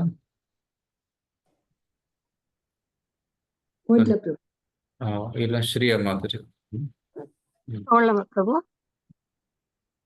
ಪ್ರಿಯ ಭಗವಂತನೇ, ಚಿಂತನಶೀಲರು ಸಾಧು ಸತ್ಪುರುಷರು ಆದ ಮಹರ್ಷಿಗಳು ಸತತವಾಗಿ ನಿನ್ನ ಆಧ್ಯಾತ್ಮಿಕ ಗುಣಗಳನ್ನು ಕಥನ ಮಾಡುತ್ತಾರೆ. ಈ ಋಷಿಗಳೆಲ್ಲರೂ ತಮ್ಮ ಅಮಿತ ಮಾಲಿನ್ಯಗಳಿಂದ ಆಗಲೇ ಸುಟ್ಟು ಬೂದಿ ಮಾಡಿದ್ದಾರೆ. ಜ್ಞಾನಾಗ್ನಿಯಿಂದ ಐಹಿಕ ಜಗತ್ತಿನ ಬಗ್ಗೆ ತಮ್ಮ ಅನಾಸಕ್ತಿಯನ್ನು ಬಲಪಡಿಸಿಕೊಂಡಿದ್ದಾರೆ.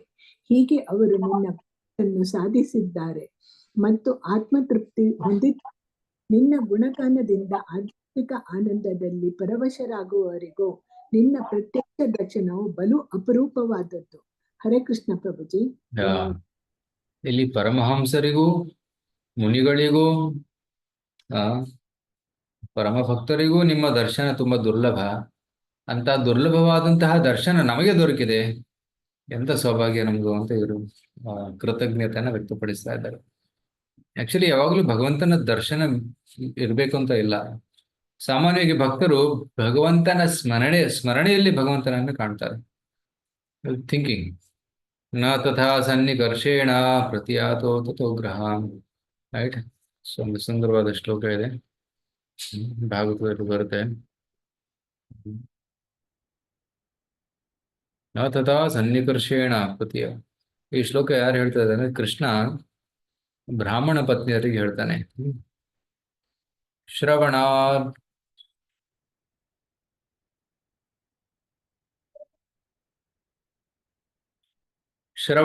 ದರ್ಶನ ಧ್ಯಾನ ಮೈ ಭಾವೋನು ಕೀರ್ತನ ನ ತಥಾ ಸನ್ನಿಕರ್ಷೇಣ ಪ್ರತಿಯಾತೋ ತದೋಗ್ರಹಂ.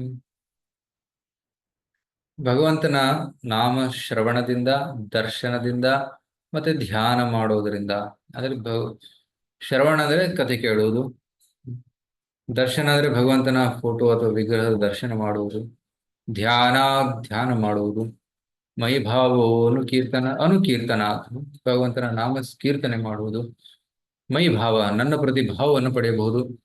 ನ ತಥಾ ಸನ್ನಿಕರ್ಷಣ, ಕೇವಲ ನನ್ನ ಹತ್ತಿರ ಇರೋದ್ರಿಂದ ಮಾತ್ರವಲ್ಲ, ಶ್ರವಣ ಕೀರ್ತನ ಧ್ಯಾನದಿಂದಲೂ ಮಾತ್ರ ನೀವು ನನ್ನನ್ನ ಪಡೆಯಬಹುದು. ಪ್ರತಿಯಾತ ತದು ಗೃಹ, ಮನೆ ಹೋಗಿ ನೀವು. ಈ ಬ್ರಾಹ್ಮಣ ಪತ್ನಿಯರೆಲ್ಲ ಮನೆ ಬಿಟ್ಟು ಬಂದಿದ್ರು ಕೃಷ್ಣನ ಹತ್ರ. ಮನೆಯಲ್ಲಿ ಮಕ್ಕಳು, ಗಂಡ ಎಲ್ಲರನ್ನ ಬಿಟ್ಟು ಬಂದಿದ್ರು. ಕೃಷ್ಣ ಹೇಳ್ತಾನೆ, ವಾಪಸ್ ಹೋಗಿ ಮನೆಗೆ, ಶ್ರವಣ ದರ್ಶನ ಧ್ಯಾನ ಕೀರ್ತನೆಯನ್ನು ಮಾಡಿ ಅಂತ ಕೃಷ್ಣ ಹೇಳ್ತಾನೆ. ಸೊ ಭಗವಂತನ ದರ್ಶನ ಯಾವಾಗ್ಲೂ ಸಿಗೋದಿಲ್ಲ, ಕೆಲವೊಮ್ಮೆ ಸಿಗುತ್ತೆ. ಸೊ ಇವನ್ ಮಹಾ ಮುನಿಗಳಿಗೆ, ಯೋಗಿಗಳಿಗೆ, ಭಕ್ತರಿಗೂ ಕೂಡ ಇದು ತುಂಬಾ ದುರ್ಲಭವಾದಂಥದ್ದು. ಅಂತಹ ದರ್ಶನ ನಮಗೆ ದೊರಕಿದೆ. ಸೊ ನಾವು ಕೃತಜ್ಞರಾಗಿದ್ದೀವಿ ಅಂತ ಇಲ್ಲಿ ಋತ್ವಿಕರು ಹೇಳ್ತಾ ಇದ್ದಾರೆ.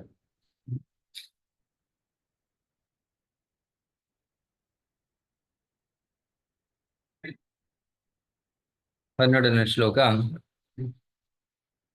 ಅಥ ಕಥಂಚಿತ್ ಸ್ಖಲನ ಕ್ಷುತ್ಪಟನ ಜೃಂಭಣ ದುರ್ವಸನ ದುರವಸ್ಥಾನಾದಿಷು ವಿವಶನಾನಾಂ ನಃ ಸ್ಮರಣಾಯ ಜ್ವರಮರಣ ದಶಾಯಾಂ ಅಪಿ ಸಕಲ ಕಶ್ಮಲ ನಿರಸನಾನಿ ತವ ಗುಣಕೃತ ನಾಮಧೇಯಾನಿ ವಚನ ಗೋಚರಾನಿ ಭವಂತೋ. ಇದು ಹರಿನಾಮದ ಬಗ್ಗೆ ಮಹಿಮೆಯನ್ನು ಇಲ್ಲಿ ಹೇಳ್ತಾರೆ. ದಯವಿಟ್ಟು ಓದಿ. Okay, next. Okay, Hare Krishna ಪ್ರಭುಜಿ, ಓದ್ಲಾ? ಓಕೆ, ರಾಧಾ ಎಂ ಜಿ ಅವರು. ಪ್ರಿಯ ಪ್ರಭುವೆ, ನಾವು ಜಾರುವುದರಿಂದ, ಹಸಿವಿನಿಂದ, ಪತನದಿಂದ, ಆಕಳಿಕೆಯಿಂದ ಅಥವಾ ಅತಿಯಾದ ಜ್ವರದ ತಾಪದ ಯಾತನಾಮಯದ ಮರಣಶಯ್ಯೆಯಲ್ಲಿ ಸಾಯುವ ಕಾಲದಲ್ಲಿರುವಾಗ ನಿನ್ನ ನಾಮ ರೂಪ ಗುಣಗಳನ್ನು ಸ್ಮರಿಸದೆ ಹೋಗಬಹುದು. ಆದ್ದರಿಂದ ಎಲೈ ಭಗವಂತನೇ, ನೀನು ನಿನ್ನ ಭಕ್ತರ ಬಗ್ಗೆ ಬಲು ವಾತ್ಸಲ್ಯಮಯಿಯಾದುದರಿಂದ ನಿನಗೆ ಪ್ರಾರ್ಥನೆ ಸಲ್ಲಿಸುತ್ತಿದ್ದೇವೆ. ನಮ್ಮ ಸಕಲ ಪಾಪಗಳ ಪರಿಣಾಮಗಳನ್ನು ನಿವಾರಿಸುವಂತಹ ನಿನ್ನ ಪುಣ್ಯ ನಾಮವನ್ನು ಸ್ಮರಿಸುವಂತೆ, ನಿನ್ನ ಪವಿತ್ರ ಗುಣಗಳನ್ನು ಮತ್ತು ಲೀಲೆಗಳನ್ನು ಸಂಕೀರ್ತನ ಮಾಡುವಂತೆ ದಯವಿಟ್ಟು ನಮಗೆ ಸಹಾಯ ಮಾಡು. ಹರೇ ಕೃಷ್ಣ ಪ್ರಭುಜಿ. ಮರಣ ಸಮಯದಲ್ಲಿ ಭಗವಂತನನ್ನು ಸ್ಮರಿಸುವುದು ಕಷ್ಟ. ಯಾಕೆಂದ್ರೆ ಕೆಲವೊಮ್ಮೆ ಜಾರಿ ಬೀಳಬಹುದು.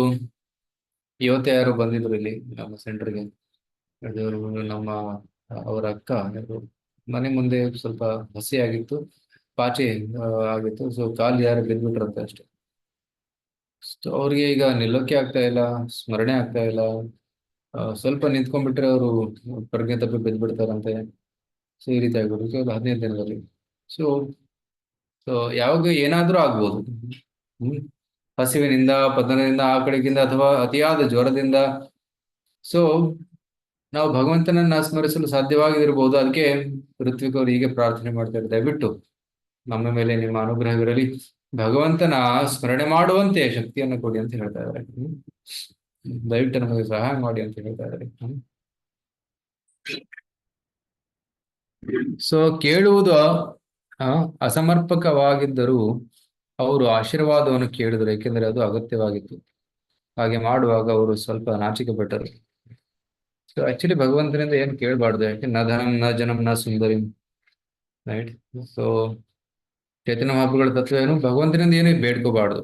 ಭಗವಂತ ಏನ್ ಕೊಡ್ತಾನೆ ಅದರಲ್ಲಿ ಸಂತೋಷನಾಗಿರ್ಬೇಕು. ಅದು ಭಗವಂತನಿಂದ ಏನಾದರೂ ಬೇಡಿದ್ರೆ ಇಟ್ಸ್ ಲೈಕ್ ಡೂಯಿಂಗ್ ಬಿಸ್ನೆಸ್. ಪ್ರಾರ್ಥನೆಯನ್ನು ಸಲ್ಲಿಸಿ ಭಗವಂತನಿಂದ ಏನಾದರೂ ಪಡೆದುಕೊಳ್ಳೋದು. ಸೊ ಆ ರೀತಿ ಅಲ್ಲ. ಸೊ ನಾವೇನ್ ಮಾಡಬೇಕು, ಭಗವಂತನಿಂದ ಏನು ಬೇಡ್ಕೋಬಾರ್ದು, ಭಗವಂತನ ಸೇವೆಯನ್ನು ಸಲ್ಲಿಸಬೇಕು. ಮಮ ಜನ್ಮನಿ ಜನ್ಮನಿ ಈಶ್ವರೇ ಭವತಾತ್ ಭಕ್ತಿ ರಹಿತುಕಿ. ಪ್ರತಿ ಜನ್ಮದಲ್ಲಿ ಕೂಡ ನಾವು ಭಗವಂತನ ಭಕ್ತಿಯನ್ನ ಮಾಡಬೇಕು ಅನ್ನುವ ಒಂದು ಬಯಕೆಯನ್ನು ಇಟ್ಕೊಂಡಿರ್ಬೇಕು. ಸೊ ಋತ್ವಿಕರು ಈಗ ತಮ್ಮ ಆಸೆಯನ್ನ ಕೇಳ್ತಾರೆ. ಹರೇ ಕೃಷ್ಣ ಪ್ರಭು, ಇಲ್ಲಿ ಶ್ರೀಮದ್ ಭಾಗವತಂ 6.29, 10, 14 and 15 ನೋಡಕ್ ಹೇಳ್ತಾರೆ. 6th canto 2nd chapter 9 and 10 ಶ್ಲೋಕ and 14 and 15 ಶ್ಲೋಕ. ಸಿಮಿಲರ್ ತಾನೆ? ಅದನ್ನ ರೆಫರ್ ಮಾಡಕ್ ಹೇಳಿದೆ. ಹೌದು, ಕರೆಕ್ಟ್. ಅಲ್ಲಿ ಅಜಾಮಿಲ ಸೆಕ್ಷನ್ ಅಲ್ಲಿ ಅಜಾಮಿಲ್ ಉಪಾಖ್ಯಾನದಲ್ಲಿ ಬರುತ್ತೆ. ಪತಿತ ಸ್ಖಲಿತೋ ಭಗ್ನ, ಪತಿತಃ ಬೀಳುವಾಗ, ಸ್ಖಲಿತಃ ಜಾರುವಾಗ.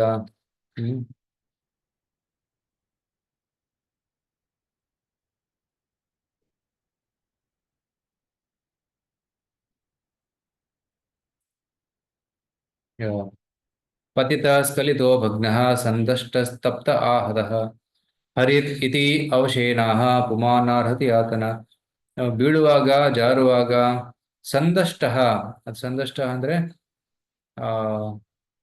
ಹಾವು ಕಚ್ಚಿ, ತಪ್ತ ಆಹತಃ ಅಟ್ಯಾಕ್ ಬೈ ಫೀವರ್, ತುಂಬಾ ಜ್ವರ ಬಂದಾಗ ಹರಿ ಹರಿ ಅಂತ ಹೇಳಿದ್ರೆ ಸಾಕು. ಪುಮಾನಾರ್ಹತಿ ಯಾತನ, ಅವರು ನರಕಕ್ಕೆ ಹೋಗ್ಬೇಕಿಲ್ಲ. ಹಿಂದಿನ ಶುಭೆಯಲ್ಲಿ ಸಾಂಕೇತ್ಯಂ ಪರಿಹಾಸ್ಯಂ ವಾ ಸ್ಥೋಭಂ ಹೇಳನಮೇವ ವಾ ವೈಕುಂಠನಾಮ ಗ್ರಹಣನ್ ಅಶೇಷಾಗಹರಂ ವಿದುಹು. ಸಾಂಕೇತ್ಯಂ, ಓ ಹರೇ ಕೃಷ್ಣ ಹೋಗ್ತಾ ಇದ್ದಾರೆ ನೋಡಿ, ಬೆರಳು ತೋರಿಸಿ ಹರೇ ಕೃಷ್ಣ ಹರೇ ಕೃಷ್ಣ. ಪರಿಹಾಸ್ಯಂ ಜೋಕ್ ಮಾಡ್ತಾ. ಸ್ಥೋಭಂ ಹೇಳನಂ, ಸ್ಥೋಭ ಅಂದ್ರೆ ಆಕ್ಚುಲಿ ಮ್ಯೂಸಿಕಲ್ ಎಂಟರ್ಟೈನ್ಮೆಂಟ್. ಹರಿ ಕೃಷ್ಣ ಹರಿ ಕೃಷ್ಣ. ಫಿಲ್ಮ್ ಅಲ್ಲಿ ಕೂಡ ಹಾಕ್ತಾರೆ ಅದಕ್ಕೆಲ್ಲ. ಹೇಳನಂ ನೆಗ್ಲೆಕ್ಟ್ಫುಲ್ಲಿ ಅಪೇಕ್ಷೆ ಮಾಡುತ್ತಾ. ವೈಕುಂಠ ನಾಮ ಗೃಹಣನ್, ಕೃಷ್ಣನ ನಾಮ ತಗೊಂಡ್ರೆ ಅಶೇಷಾಗಹರಂ ಇದು, ಅವರೆಲ್ಲ ಪಾಪದಿಂದ ಮುಕ್ತರಾಗ್ತಾರೆ ಅಂತ ಹೇಳಲಾಗಿದೆ. ಇದು 14 ಮತ್ತೆ 15. ಸೊ 9, 10 ಅಲ್ಲಿ ಏನ್ ಕೊಟ್ಟಿದ್ದಾರೆ ಅಂದ್ರೆ,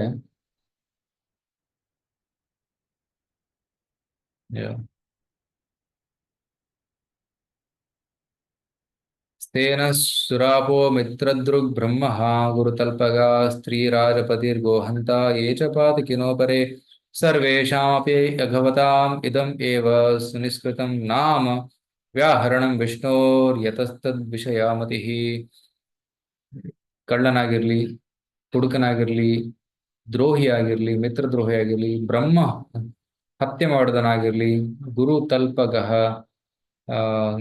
ಗುರುತಲ್ಪಗ ಅಂದ್ರೆ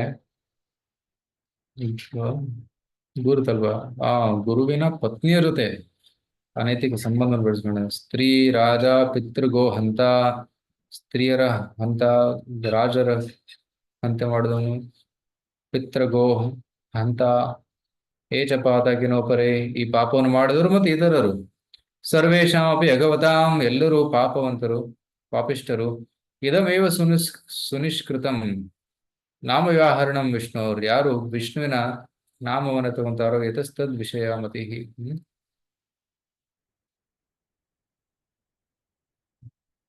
ಭಗವಂತನ ನಾಮವೇ ಒಂದು ಏನಂತಾರೆ ಪ್ರಾಯಶ್ಚಿತ್ತ ಅಂತ ಇಲ್ಲಿ ಹೇಳಲಾಗಿದೆ.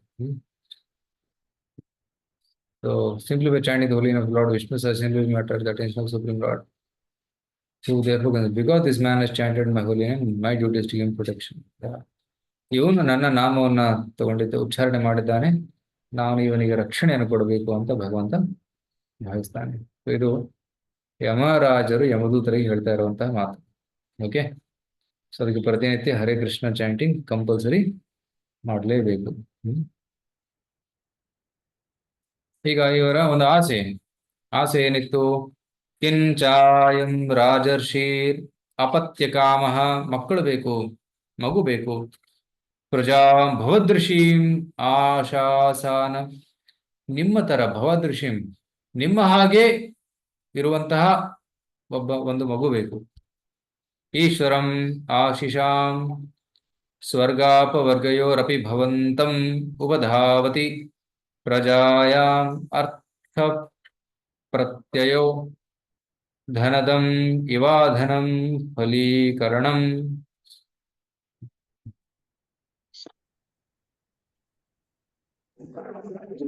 ಓಕೆ, ಪ್ರಭಾ ಮಾತಾಡಿ. ಹರೇ ಕೃಷ್ಣ ಪ್ರಭುಜಿ. ಪ್ರಿಯ ಪ್ರಭುವೆ, ಮಹಾರಾಜ ನಾಭಿಯು ಇಲ್ಲಿದ್ದಾನೆ. ಅವನ ಜೀವನದ ಪರಮ ಗುರಿ ನಿನ್ನಂತಹ ಪುತ್ರನನ್ನು ಪಡೆಯುವುದು. ಒಡನೆಯೇ ಅವನ ಸ್ಥಿತಿ ಹೇಗಿದೆ ಎಂದರೆ, ವ್ಯಕ್ತಿಯೊಬ್ಬ ಅಗರ್ಭ ಶ್ರೀಮಂತನನ್ನು ಸಣ್ಣ ಪುಟ್ಟ ಗಳಿಕೆಗಾಗಿ ಸಂಪರ್ಕಿಸುವಂತಿದೆ. ಮಹಾರಾಜ ನಾಭಿಯು ಅದೆಷ್ಟು ಪುತ್ರಕಾಂಕ್ಷಿಯಾಗಿದ್ದಾನೆಂದರೆ, ನೀನು ಅವನಿಗೆ ಸ್ವರ್ಗಲೋಕ ಅಥವಾ ಭಗವದ್ಧಾಮಕ್ಕೆ ಮರಳುವುದು ಸೇರಿದಂತೆ ಉನ್ನತ ಸ್ಥಿತಿಗೆ ಏರಿಸಲು ಅವಕಾಶ ನೀಡುತ್ತಿದ್ದರೂ ಅವನು ಮಗನೊಬ್ಬನಿಗಾಗಿ ನಿನ್ನ ಪೂಜೆಗೊಳ್ಳುತ್ತಿದ್ದಾನೆ. ಹರೇ ಕೃಷ್ಣ ಪ್ರಭು. ಇದು ಮೂರ್ಖ ಆಸೆ. ಆಕ್ಚುಲಿ ತುಂಬಾ ವಿನಮ್ರತೆಯಿಂದ ಬೇಡ್ಕೊಂತ ಇದ್ದಾರೆ. ನೀನು ನಮಗೆ ಮೋಕ್ಷವನ್ನು ಕೊಡಬಹುದು, ಅಪವರ್ಗವನ್ನ ಕೊಡಬಹುದು, ಆದ್ರೆ ರಾಜ ಕೇವಲ ಮಗುವನ್ನು ಬೇಡ್ತಾ ಇದ್ದಾನೆ. ಸೊ ಇದು ಸರಿಯಲ್ಲ, ಆದರೂ ಬೇಡ್ತಾ ಇದ್ದೀವಿ. ಸೊ ದಯವಿಟ್ಟು ನಮ್ಮ ಬಯಕೆಯನ್ನು ಪೂರೈಸಿ ಅಂತ. ಸೊ ನಾವೀ ಭೌತಿಕ ಬಯಕೆಯನ್ನು ಹೊಂದಲು ಕಾರಣವನ್ನು ಪುರೋಹಿತರು ಬಹಿರಂಗಪಡಿಸುತ್ತಾರೆ. ಅವನು ಮಹಾನ್ ಭಕ್ತರಿಗೆ ಸಂಬಂಧ ಹೊಂದಿರಲಿಲ್ಲ. ಆಕ್ಚುಲಿ ಯಾರು ಶುದ್ಧ ಭಕ್ತರ ಸಂಘವನ್ನು ಮಾಡ್ತಾರೆ ಅವರಲ್ಲಿ ಭೌತಿಕ ಆಸೆಗಳು ಇರೋದಿಲ್ಲ. ಆದರೆ ನಾಭಿರಾಜನಿಗೆ ಶುದ್ಧ ಭಕ್ತರ ಸಂಘ ಸಿಕ್ಕಿಲ್ಲ. ಅದಕ್ಕೋಸ್ಕರ ಮಗುವಿನಿಗೋಸ್ಕರ ನಿಮ್ಮನ್ನ ಪ್ರಾರ್ಥನೆ ಮಾಡ್ತಾ ಇದ್ದಾನೆ. ಸೊ ಕ್ಷಮಿಸಿ ಅಂತ ಮುಂದಿನ ಶ್ಲೋಕದಲ್ಲಿ ಹೇಳ್ತಾರೆ.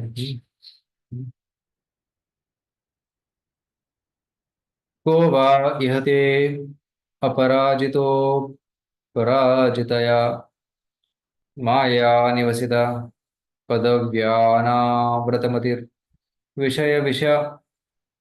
ರಯಾನಾವೃತ ಪ್ರಕೃತಿ ಅನುಪಾಸಿತ ಮಹಚ್ಚರಣ. ಓಕೆ. ರೇಣುಕಾ ದೇವಿ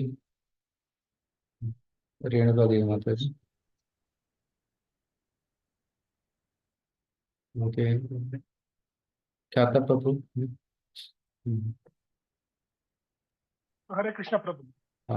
ಪ್ರಿಯ ಪ್ರಭುವೇ, ಯಾರೇ ಆಗಲಿ ಮಹಾನ್ ಭಕ್ತನ ಪಾದಪದ್ಮಗಳನ್ನು ಪೂಜಿಸದಿದ್ದರೆ ಅವನು ಮಾಯಾಶಕ್ತಿಯಿಂದ ನಿಗ್ರಹಿಸಲ್ಪಡುತ್ತಾನೆ. ಅವನ ಬುದ್ಧಿಮತ್ತೆಯು ದಿಗ್ಭ್ರಾಂತವಾಗುವುದು. ನಿಜವಾಗಿ ವಿಷದಂತಹ ಐಹಿಕ ಭೋಗ ಭಾಗ್ಯಗಳ ಅಲೆಗಳಿಗೆ ಮರಳಾಗದವರು ಯಾರಿದ್ದಾರೆ? ನಿನ್ನ ಮಾಯಾಶಕ್ತಿಯು ಅಜೇಯವಾದದ್ದು. ಯಾರೊಬ್ಬರಿಗೂ ಈ ಐಹಿಕ ಶಕ್ತಿಯ ಪಥವು ಗೋಚರಿಸದು ಅಥವಾ ಅದು ಹೇಗೆ ಕೆಲಸ ಮಾಡುತ್ತಿದೆ ಎಂದು ಯಾರೊಬ್ಬರಿಂದಲೂ ಹೇಳಲಾಗದು. ಹರೇ ಕೃಷ್ಣ ಪ್ರಭು.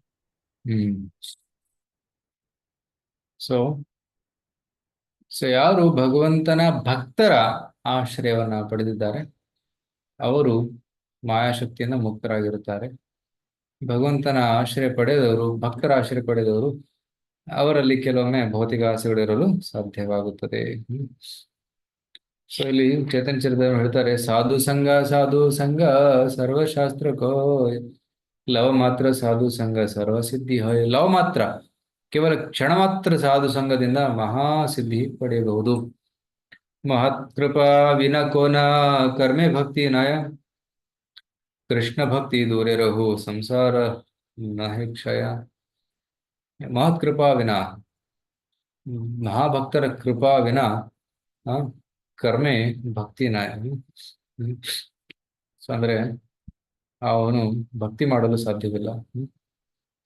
ಕೃಷ್ಣ ಭಕ್ತಿ ದೂರೇ ರಹು, ಕೃಷ್ಣ ಭಕ್ತಿ ಮಾಡಲು ಸಾಧ್ಯವೇ ಇಲ್ಲ. ಸಂಸಾರ ಸಂಸಾರ ನಾಶವಾಗುವುದಿಲ್ಲ. ಅಂದ್ರೆ ನಾವು ಮಹಾಭಕ್ತರ ಸೇವೆಯನ್ನ ಮಾಡಬೇಕು. ನೈಷಾಮತಿಸ್ತಾವ್ ದುರುಕ್ರಮಾಂಘ್ರಿಂ ಸ್ಪೃಶತ್ಯನರ್ಥ ಪಗಮೋ ಯದರ್ಥಃ ಮಹೀಯಸಾಂಪಾದ ರಜೋಭಿಷೇಕಂ ನಿಷ್ಕಿಂಚನಾನಾಂ ನಗರಿಣೀತ ಯಾವದ್. ಇಲ್ಲಿ ಪ್ರಹ್ಲಾದ್ ಮಹಾರಾಜರು ಹೇಳ್ತಾರೆ, ಕೃಷ್ಣನ ಪ್ರತಿ ದೃಢ ಶ್ರದ್ಧೆ, ದೃಢ ಭಾವನೆ ಬೆಳೆಸ್ಕೊಳ್ಳೋದು ಹೇಗೆ? ಮಹತ್ಪಾದ ರಜೋಭಿಷೇಕಂ. ಯಾವಾಗ ನಾವು ಭಕ್ತರ ಪಾದದ ಧೂಳಿಯಿಂದ ನಾವು ಅಭಿಷೇಕ ಮಾಡ್ಕೊಂತೀವಿ, ಭಕ್ತರಿಗೆ ಶರಣಾಗ್ತೀವಿ, ಆವಾಗ ಮಾತ್ರ ನಾವು ಎಲ್ಲಾ ಭೌತಿಕ ಆಸೆಗಳಿಂದ ಮುಕ್ತರಾಗಲು ಸಾಧ್ಯ. ಕೃಷ್ಣನ ಪ್ರತಿ ದೃಢ ಶ್ರದ್ಧೆಯನ್ನು ಬೆಳೆಸಿಕೊಳ್ಳಲು ಸಾಧ್ಯ ಅಂತ ಹೇಳ್ತಾರೆ. ಸೊ ಈಗ ಅಂತಿಮ 6 ಶ್ಲೋಕಗಳಿವೆ, ಕೇವಲ ಅನುವಾದವನ್ನು ಮಾತ್ರ ಓದೋಣ. ಓಕೆ. ಉತ್ತರ ಮಾತಾಜಿ. ಹರೇ ಕೃಷ್ಣ ಪ್ರಭು. ಎಲೈ ಭಗವಂತನೇ, ನೀನು ಅನೇಕ ಅದ್ಭುತ ಕಾರ್ಯಗಳನ್ನು ಮಾಡುವೆ. ನಮ್ಮ ಏಕೈಕ ಉದ್ದೇಶವೆಂದರೆ ಈ ಮಹಾನ್ ಯಜ್ಞವನ್ನು ಆಚರಿಸುವ ಮೂಲಕ ಪುತ್ರನನ್ನು ಪಡೆಯುವುದು. ನಮ್ಮ ಬುದ್ಧಿಯು ಚಾಣಾಕ್ಷವಾದುದಲ್ಲ. ಜೀವನದ ಪುರುಷಾರ್ಥಗಳನ್ನು ಗೊತ್ತುಪಡಿಸಿಕೊಳ್ಳುವುದರಲ್ಲಿ ನಮಗೆ ಅನುಭವವಿಲ್ಲ. ಐಹಿಕ ಉದ್ದೇಶಕ್ಕಾಗಿ ಮಾಡುತ್ತಿರುವ ಈ ಉಪೇಕ್ಷಣೀಯ ಯಜ್ಞಕ್ಕೆ ನಿನ್ನನ್ನು ಆವಾಹಿಸುವ ಮೂಲಕ ನಿನ್ನ ಪಾದ ಪದ್ಮಗಳಲ್ಲಿ ನಾವು ಘೋರ ಅಪರಾಧವನ್ನು ಎಸಗಿದ್ದೇವೆ. ಎಲೈ ದೇವಾಧಿದೇವನೇ, ನೀನು ನಿರ್ವ್ಯಾಜ ಕರುಣಾಮಯಿ ಮತ್ತು ಸಮಚಿತ್ತನಾದುದರಿಂದ ನಮ್ಮ ಈ ಅಪರಾಧವನ್ನು ದಯವಿಟ್ಟು ಕ್ಷಮಿಸು. ಹರೇ ಕೃಷ್ಣ. ಗುರುಜಿ ಓದ್ಲಾ ನಾನು? ರೇಣುಕಾ ದೇವಿ. ನೆಕ್ಸ್ಟ್ ಶ್ಲೋಕ ಶ್ರೀ ಶುಕಮುನಿ ಕೇಳಿದರು. ನೆಕ್ಸ್ಟ್ ವೇಟ್ ಮಾಡಿ. ಓಕೆ. ಸೊ ಇವ್ರು ಹೇಳ್ತಾರೆ, ಆಕ್ಚುಲಿ ವಿನಮ್ರತೆಯಿಂದ, ನಮಗೆ ನಿಜವಾದ ಗುರಿ ಏನಂತ ಗೊತ್ತಿಲ್ಲ. ನಾವು ಪುತ್ರ ಕಾಮಕ್ಕೋಸ್ಕರ ನಾವು ನಿಮಗೆ ಕರೆದಿದ್ದೀವಿ, ನಿಮ್ಮನ್ನ ಡಿಸ್ಟರ್ಬ್ ಮಾಡಿದೀವಿ. ಯಾಕೆಂದ್ರೆ ನಾವು ಭಗವಂತನ ಏನಾದ್ರು ಬೇಡ್ಕೊಂಡ್ರೆ ಭಗವಂತ ಡಿಸ್ಟರ್ಬ್ ಆಗ್ತಾನೆ, ಬರ್ಬೇಕಾಗತ್ತೆ, ವರದಾನ ಕೊಡ್ಬೇಕಾಗತ್ತೆ, ಮತ್ತೆ ಹೋಗ್ಬೇಕಾಗತ್ತೆ. So it is not appreciated. ಇದು ಸರಿಯಲ್ಲ. ನಾವು ಭಗವಂತನಿಂದ ಏನ್ ಬೇಡ್ಕೋಬೇಕು? ಅನ್ಯಾಭಿಲಾಷಿತ ಶೂನ್ಯಂ ಜ್ಞಾನ ಕರ್ಮಾದಿ ಅನಾವೃತಂ. ಶುದ್ಧ ಭಕ್ತಿಯನ್ನು ಬೇಡ್ಕೋಬೇಕು. ಶುದ್ಧ ಭಕ್ತಿ ಅಂದ್ರೆ ಏನು? ಯಾವುದೇ ಅಭಿಲಾಷವಿಲ್ಲದೆ ಭಗವಂತನ ಸೇವೆ ಮಾಡ್ಬೇಕು. ಭಗವಂತ ಮಕ್ಕಳನ್ನು ಕೊಟ್ರೆ ಓಕೆ, ಕೊಡ್ಲಿಲ್ಲ ಅಂದ್ರೂ ಓಕೆ, ಆ ರೀತಿ. ಸೊ ಆದ್ರೆ ಇಲ್ಲಿ ನಾಗರಾಜರು ಏನ್ ಹೇಳ್ತಾ ಇದಾರೆ, ನನಗೆ ಮಗು ಬೇಕು, ನಿಮ್ಮ ತರ ಮಗು ಬೇಕು ಅಂತ ಬೇಡ್ಕೊಂತ ಇದಾರೆ. ಸೊ ಇದು ಸಕಾಮ ಭಕ್ತಿ. ಭಕ್ತಿ ಹೌದು, ಭಗವಂತನ ಪ್ರತಿನೇ ಭಕ್ತಿ, ಆದ್ರೆ ಏನೋ ಬೇಡಿಕೆ ಇದೆ ಇರಲಿ. ಸೊ ಬೇಡ್ಕೊಂಡಿದ್ದಾರೆ. ಸೊ ಇಟ್ ಆಲ್ಸೋ ಭಕ್ತಿ, ಬಟ್ ವಿತ್ ಎ ಡಿಸೈರ್, ಸಕಾಮ ಭಕ್ತಿ. ಈಗ ನೆಕ್ಸ್ಟ್ ಶ್ಲೋಕದಲ್ಲಿ ಶುಕದೇವ ಗೋಸ್ವಾಮಿ ಅವರು ಹೇಳ್ತಾರೆ. ಓದಿ ಮಾತಾಜಿ. ಶ್ರೀ ಶುಕಮುನಿಗಳು ಹೇಳಿದರು, ಭರತ ವರ್ಷದ ಚಕ್ರವರ್ತಿಯಾದ ಮಹಾರಾಜ ನಾಭಿಯಿಂದ ಪೂಜಿಸಲ್ಪಡುವ ಋತ್ವಿಕರು ಗದ್ಯದಲ್ಲಿ ಸಾಮಾನ್ಯವಾಗಿ ಪ್ರಾರ್ಥನೆ ಶೋಕದಲ್ಲಿರುತ್ತದೆ. ಪ್ರಾರ್ಥನೆ ಸಲ್ಲಿಸಿ ಭಗವಂತನ ಪಾದ ಪದ್ಮಗಳಲ್ಲಿ ಶಿರಭಾಗಿಸಿದರು. ದೇವಾದಿ ದೇವನು ದೇವತೆಗಳನ್ನು ಆಳುವ ಮಹಾಸ್ವಾಮಿಯು ಅವರಿಂದ ಸಂತುಷ್ಟನಾದನು. ಅವನು ಈ ಕೆಳಗಿನಂತೆ ನುಡಿದನು. ಹರೇ ಕೃಷ್ಣ ಗುರು. ಭಗವಂತನು ಏನ್ ಹೇಳ್ತಾನೆ ನೋಡಿ. ಶ್ರೀ ಭಗವಾನ್ ವಾಚ. ಭಗವಂತನಿಗೆ ಹೇಳ್ತಾ ಇದ್ದಾನೆ, ಅಹೋಪತಾಹಂ ಋಷಯೋ ಭವದ್ಭಿರ್ ಅವಿತಥ ಗೀರ್ಭಿರ್ ವರಂ ಅಸುಲಭಂ ಅಭಿಯಾಚಿತೋ ಯದ್ ಅಮುಷ್ಯಾತ್ಮಜೋ ಮಯಾ ಸದೃಶೋ ಭೂಯಾದ್ ಇತಿ ಮಮಾಹಂ ಏವಾಭಿರೂಪಃ ಕೈವಲ್ಯಾದ್ ಅಥಾಪಿ ಬ್ರಹ್ಮವಾದೋ ನ ಮೃಷಾ ಭವಿತುಂ ಅರ್ಹತಿ ಮಮ ಇವ ಹಿ ಮುಖಂ ಯದ್ವಿಜದೇವ ಕುಲಂ.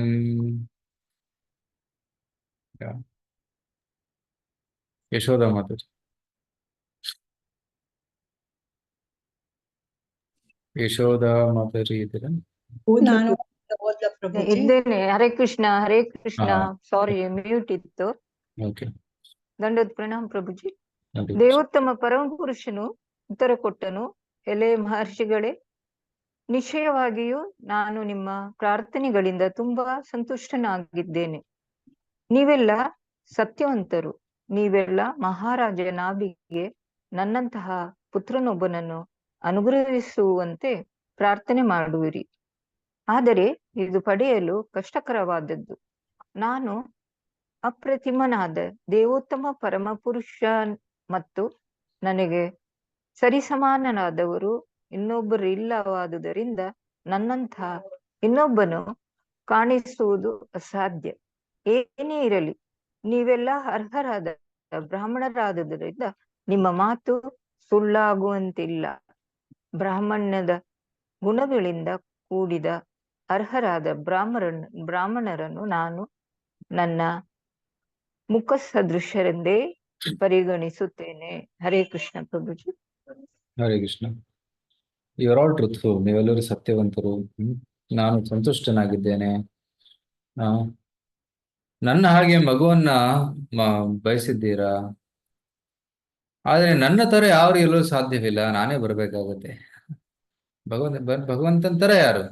ಭಗವಂತನೇ ಬರಬೇಕು. ಸೊ ಭಗವಂತನ ತನ್ನ ಅವತಾರ ರೂಪದಲ್ಲಿ ನಾಭಿ ಮತ್ತು ಮೇರು ದೇವಿಯ ಮಗನಾಗಿ ಅವತರಿಸುತ್ತಾನೆ. ಸೊ ನೀವು ತುಂಬಾ ಭಕ್ತಿಯಿಂದ ನನ್ನ ಆರಾಧನೆ ಮಾಡಿದ್ದೀರಾ, ಸ್ತುತಿಯನ್ನು ಮಾಡಿದ್ದೀರಾ. ನಾನು ಪ್ರಸನ್ನನಾಗಿದ್ದೀನಿ. ಆಕ್ಚುಲಿ ಬ್ರಾಹ್ಮಣರ ಮುಖದಿಂದ ನಾನು ಊಟ ಮಾಡ್ತೇನೆ. ಸೊ ನಿಮ್ಮ ಮಾತನ್ನು ನಾನು ಮೀರೋದಿಲ್ಲ, ನಿಮ್ಮ ಆಸೆಯನ್ನು ಪೂರೈಸುತ್ತೇನೆ ಅಂತ ಕೃಷ್ಣ ಇಲ್ಲಿ ವಿಷ್ಣು ಇಲ್ಲಿ ಹೇಳ್ತಾ ಇದ್ದಾನೆ. ಸೊ ಭಗವಂತನೇ ಮಗನಾಗಿ ಬರ್ತಾನೆ. ಕೃಷ್ಣ ಪ್ರಭು, ಇಲ್ಲಿ ಋಷಭ ದೇವರು ಸತ್ಯಾವೇಶ ಅವತಾರದಿಂದ ಬರ್ತಾರೆ ಪ್ರಭು? ಇಲ್ಲ, ಶಕ್ತಿ ಸಾಕ್ಷಾತ್ ಭಗವಂತನೇ. ಸಾಕ್ಷಾತ್ ಭಗವಂತ ಅಂದ್ರೆ ಎಕ್ಸ್ಪಾನ್ಷನ್. ಎಕ್ಸ್ಪಾನ್ಷನ್ ಸಾಂಶ. ತಥಾ ಅಗ್ನಿ ಧ್ರಿಯೇ ಅಂಶ ಕಲಯಾವತರಿಷ್ಯಾಮಿ ಆತ್ಮತುಲ್ಯಂ ಅನುಪಲಭಮಾನಃ. ನಾನು ಓದ್ಲಾ ಪ್ರಭುಜಿ? ಹೌದಿ ಸರಸ್ವತಿ. ನನಗೆ ಸರಿಸಮಾನರಾದವರು ಯಾರು ನನ್ನ ಕಣ್ಣಿಗೆ ಬೀಳುತ್ತಿಲ್ಲವಾದ ಕಾರಣ ಸ್ವತಃ ನಾನೇ ಸ್ವಾಂಶ ವಿಸ್ತರಣೆ ಮಾಡಿಕೊಳ್ಳುತ್ತೇನೆ. ಹೀಗೆ ಮಾಡಿ ಅಗ್ನಿ ದ್ರವ ಪುತ್ರನಾದ ಮಹಾರಾಜ ನಾಭಿಯ ಪತ್ನಿಯಾದ ಮರುದೇವಿಯ ಗರ್ಭದಲ್ಲಿ ಸ್ವಯಂ ಅವತರಿಸುತ್ತೇನೆ. ಹರೇ ಕೃಷ್ಣ ಪ್ರಭುಜಿ, ಧನ್ಯವಾದ. ಮೇರು ದೇವಿಯ ಗರ್ಭದಲ್ಲಿ ಸ್ವಯಂ ಸ್ವಾಂಶ ರೂಪದಲ್ಲಿ ಅವರು ಅವತರಿಸಿದರು. ಸಾಕ್ಷಾತ್ ಭಗವಂತನೇ ಋಷಭ ದೇವನ ರೂಪದಲ್ಲಿ ಬರ್ತಾರೆ.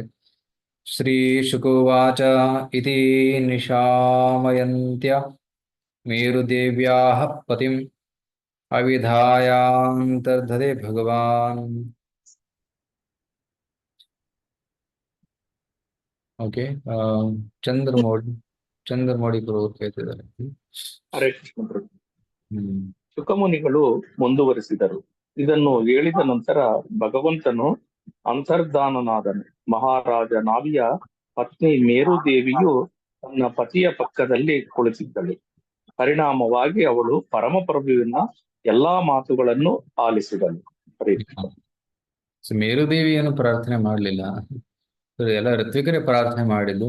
ನಾಭಿರಾಜನು ಕೂಡ ಏನು ಮಾತಾಡ್ಲಿಲ್ಲ. ಆದ್ರೆ ಭಗವಂತ ಅನುಗ್ರಹವನ್ನು ಕೊಟ್ಟು ಮರಳಿ ಹೋಗ್ಬಿಟ್ರು. ಅಂತರ್ದದೇಹಿ ಭಗವಾನ್ ಅಂತರ್ಧಾನ. ಸಪತ್ನಿಕೋ ಧರ್ಮಮಾಚರಿತ. ಎಸ್ಪೆಷಲಿ ಯಾರು ಗೃಹಸ್ಥರಿದ್ದಾರೆ ಅವರು ಗಂಡ ಹೆಂಡತಿ ಇಬ್ರು ಒಟ್ಟಿಗೆ ಪೂಜೆ ಮಾಡಬೇಕು. ಸಪತ್ನಿಕೋ. ಸೊ ಧರ್ಮಾಚರಣೆಯನ್ನ ಪತ್ನಿಯ ಜೊತೆ ಮಾಡಬೇಕು. ಸೊ ನಾಭಿ ಮತ್ತೆ ಪತ್ನಿ ಮೇರುದೇವಿ ಇಬ್ಬರು ಒಟ್ಟಿಗೆ ಪೂಜೆಯನ್ನ ಮಾಡಿದ್ದರು. ಇವು ಅಂತಿಮವಾದ ಶ್ಲೋಕ. ಪ್ರಭು ಇಲ್ಲಿ ಅವರು ಡೈರೆಕ್ಟ್ ಆಗಿ ಕೇಳಿದ ಥ್ರೂ ಋತ್ವಿಕರ್ನ ಕೇಳ್ತಾರೆ ಅಂದ್ರೆ ಅದ್ರ ಹಿಂದೆ ಏನಾದ್ರು ಒಂದು ಮಹಾತ್ಮೆ ಇದೆಯಾ ಪ್ರಭು? ಅದರ ಬಗ್ಗೆ ಏನು ಕೊಟ್ಟಿಲ್ಲ ಇಲ್ಲಿ ಭಾಗವತದಲ್ಲಿ. ಸೊ ಆಕ್ಚುಲಿ ನಾಭಿ ಮಹಾರಾಜರು ಬ್ರಾಹ್ಮಣರು, ಪರಿಶುದ್ಧ ಭಕ್ತರು. ಸೊ ಅವರನ್ನ ನಿಯುಕ್ತಗೊಳಿಸಿದ್ರು. ಸೊ ಅವರೇ ಕೇಳ್ಬಿಟ್ರು ರಾಜನ ಇಚ್ಛೆ ಈ ರೀತಿ ಇದೆ ಅಂತ. ಅವರೇ ಕೇಳಿದ್ರು. ಅವ್ರು ಭಗವಂತ ವರದಾನ ಕೊಟ್ಟು ಹೋಗ್ಬಿಟ್ಟ. ಸೊ ಓಕೆ, ಲಾಸ್ಟ್ ಶ್ಲೋಕ. ಯಾರು ಓದಿಲ್ಲ ಇಲ್ಲಿವರೆಗೂ? ಓದದೇ ಇರೋರು ಯಾರಾದ್ರೂ ಓದ್ತೀರಾ?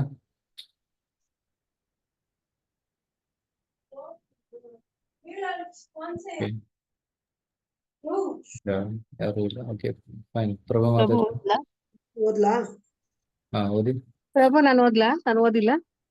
ಓಕೆ, ತನುಜಾ ರಾಮಚಂದ್ರನ್. ಎಲೈ ವಿಷ್ಣು ದತ್ತ ಪರೀಕ್ಷಿತ ಮಹಾರಾಜನೇ, ಆ ಯಜ್ಞದಲ್ಲಿ ದೇವೋತ್ತಮ ಪರಮ ಪುರುಷನು ಮಹರ್ಷಿಗಳಿಂದ ಸಂತುಷ್ಟನಾದನು.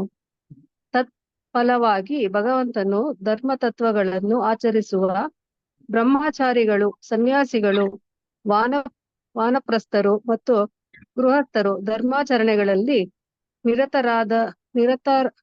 ನಿರತರಾದಂತೆ ವಿಧಾನವನ್ನು ಸ್ವಯಂ ಪ್ರದರ್ಶಿಸಲು ಮತ್ತು ಮಹಾರಾಜ ನಾಭಿಯ ಬಯಕೆಯನ್ನು ಈಡೇರಿಸಲು ತೀರ್ಮಾನಿಸಿದನು.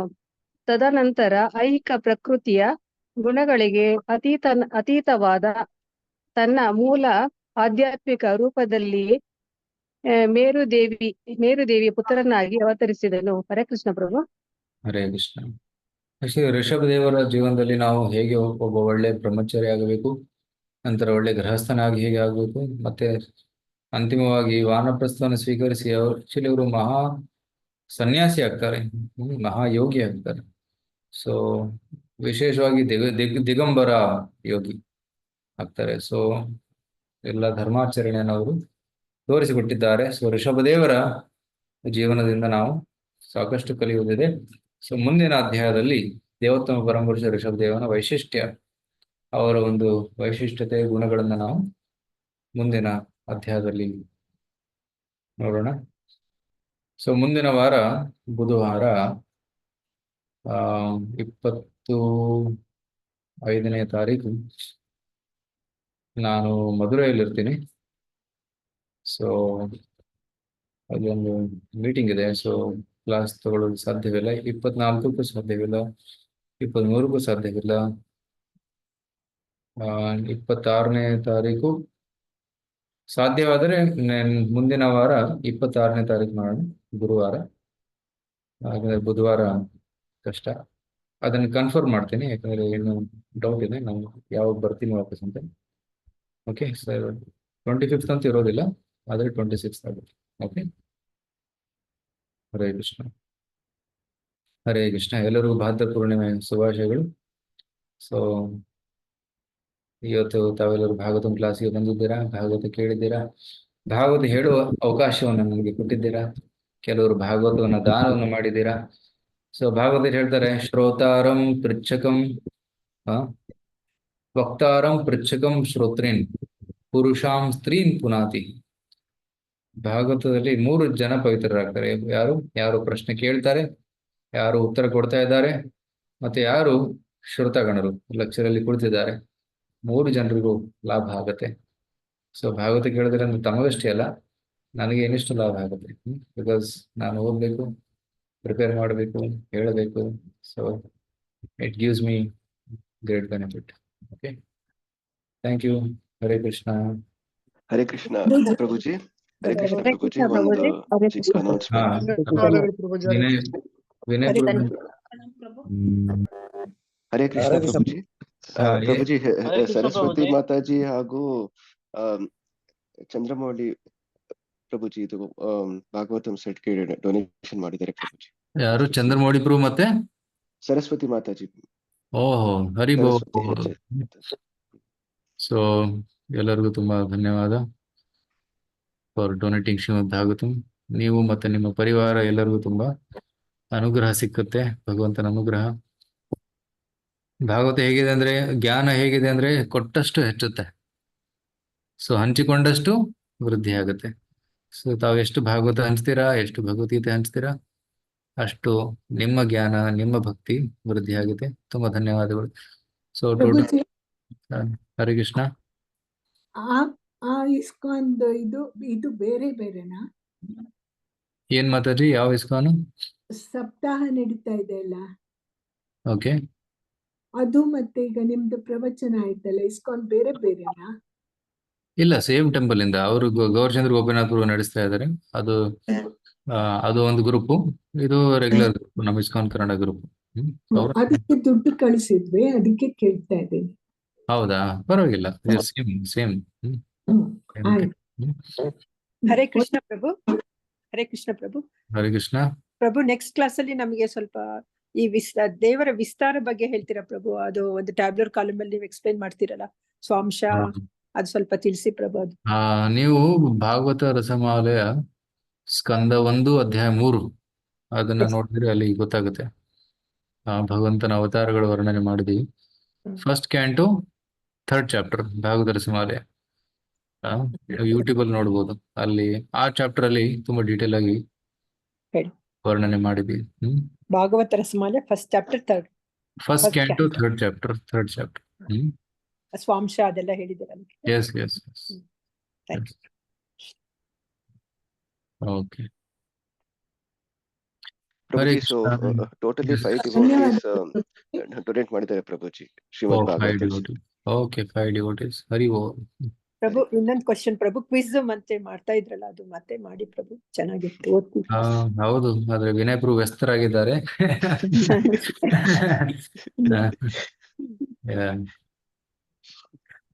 ಮಾಡ್ತೀನಿ ಪ್ರಭುಜಿ, ಮಾಡ್ತೀನಿ. Yes. Okay, thank you Prabhu. Hare Krishna. Thank you. ಇದು ಲಿಂಕ್ ಕಳಿಸಿ ಅಂತ ಕೇಳಿದ್ದೆ, ಕಳ್ಸಿಲ್ಲ. ಕಳಿಸ್ಕೊಡಿ ಪ್ರಭುಜಿ, ಕೇಳ್ತಾ ಇದಾರೆ, ಅವ್ರಿಗೆ ಕಳಿಸ್ಬೇಕು. ಏನ್ ಲಿಂಕು? ಈ ಭಾಗವತ ಕೇಳ್ತಾ ಇದೀವಲ್ಲ, ಇದ್ರದ್ದು ಲಿಂಕ್ ಕಳಿಸ್ಕೊಡಿ, ಜಾಯಿನ್ ಆಗೋದಕ್ಕೆ ಕ್ಲಾಸ್ಗೆ. ಝೂಮ್ ಕ್ಲಾಸ್ಗ? ಹೌದು. ನೀವು ಆಲ್ರೆಡಿ ಜಾಯ್ನ್ ಆಗಿದ್ದೀರಲ್ಲ? ನಾನು ಆಗಿದ್ದೀನಿ, ನಮ್ ಫ್ರೆಂಡ್ಸ್ ಇದಾರೆ, ಅವ್ರು ಕೇಳ್ತಾ ಇದಾರೆ. ವಾಟ್ಸ್ಆಪ್ ಲಿಂಕ್ ಬೇಕಾ ಅಥವಾ ಏನ್ ಬೇಕು ನಿಮ್ಗೆ? ವಾಟ್ಸ್ಆಪ್ ಲಿಂಕೇನೆ. ಓಕೆ, ವಿನಯ್ ಪ್ರಭು ಗ್ರೂಪ್ ಅಲ್ಲಿ ಕಳಿಸಿ ಜಾಯ್ನಿಂಗ್ ಲಿಂಕ್. ಮಾತಾಜಿ, ನಂಗೆ ಮೆಸೇಜ್ ಮಾಡಿ ಮಾತಾಜಿ, ನಾನು ನಿಮ್ಗೆ ಗ್ರೂಪ್ ಲಿಂಕ್ ಕಳ್ಸಿಕೊಡ್ತೀನಿ. ಕಳಿಸ್ಕೊಡ್ತೀನಿ. ಇಲ್ಲ, ಭಾಗವತ ಗ್ರೂಪ್ ಅಲ್ಲಿ ಹಾಕ್ಬಿಡಿ. ಸರಿ ಪ್ರಭುಜಿ. Okay, thank you. Hare Krishna. ಧನ್ಯವಾದಗಳು. ಧನ್ಯವಾದ.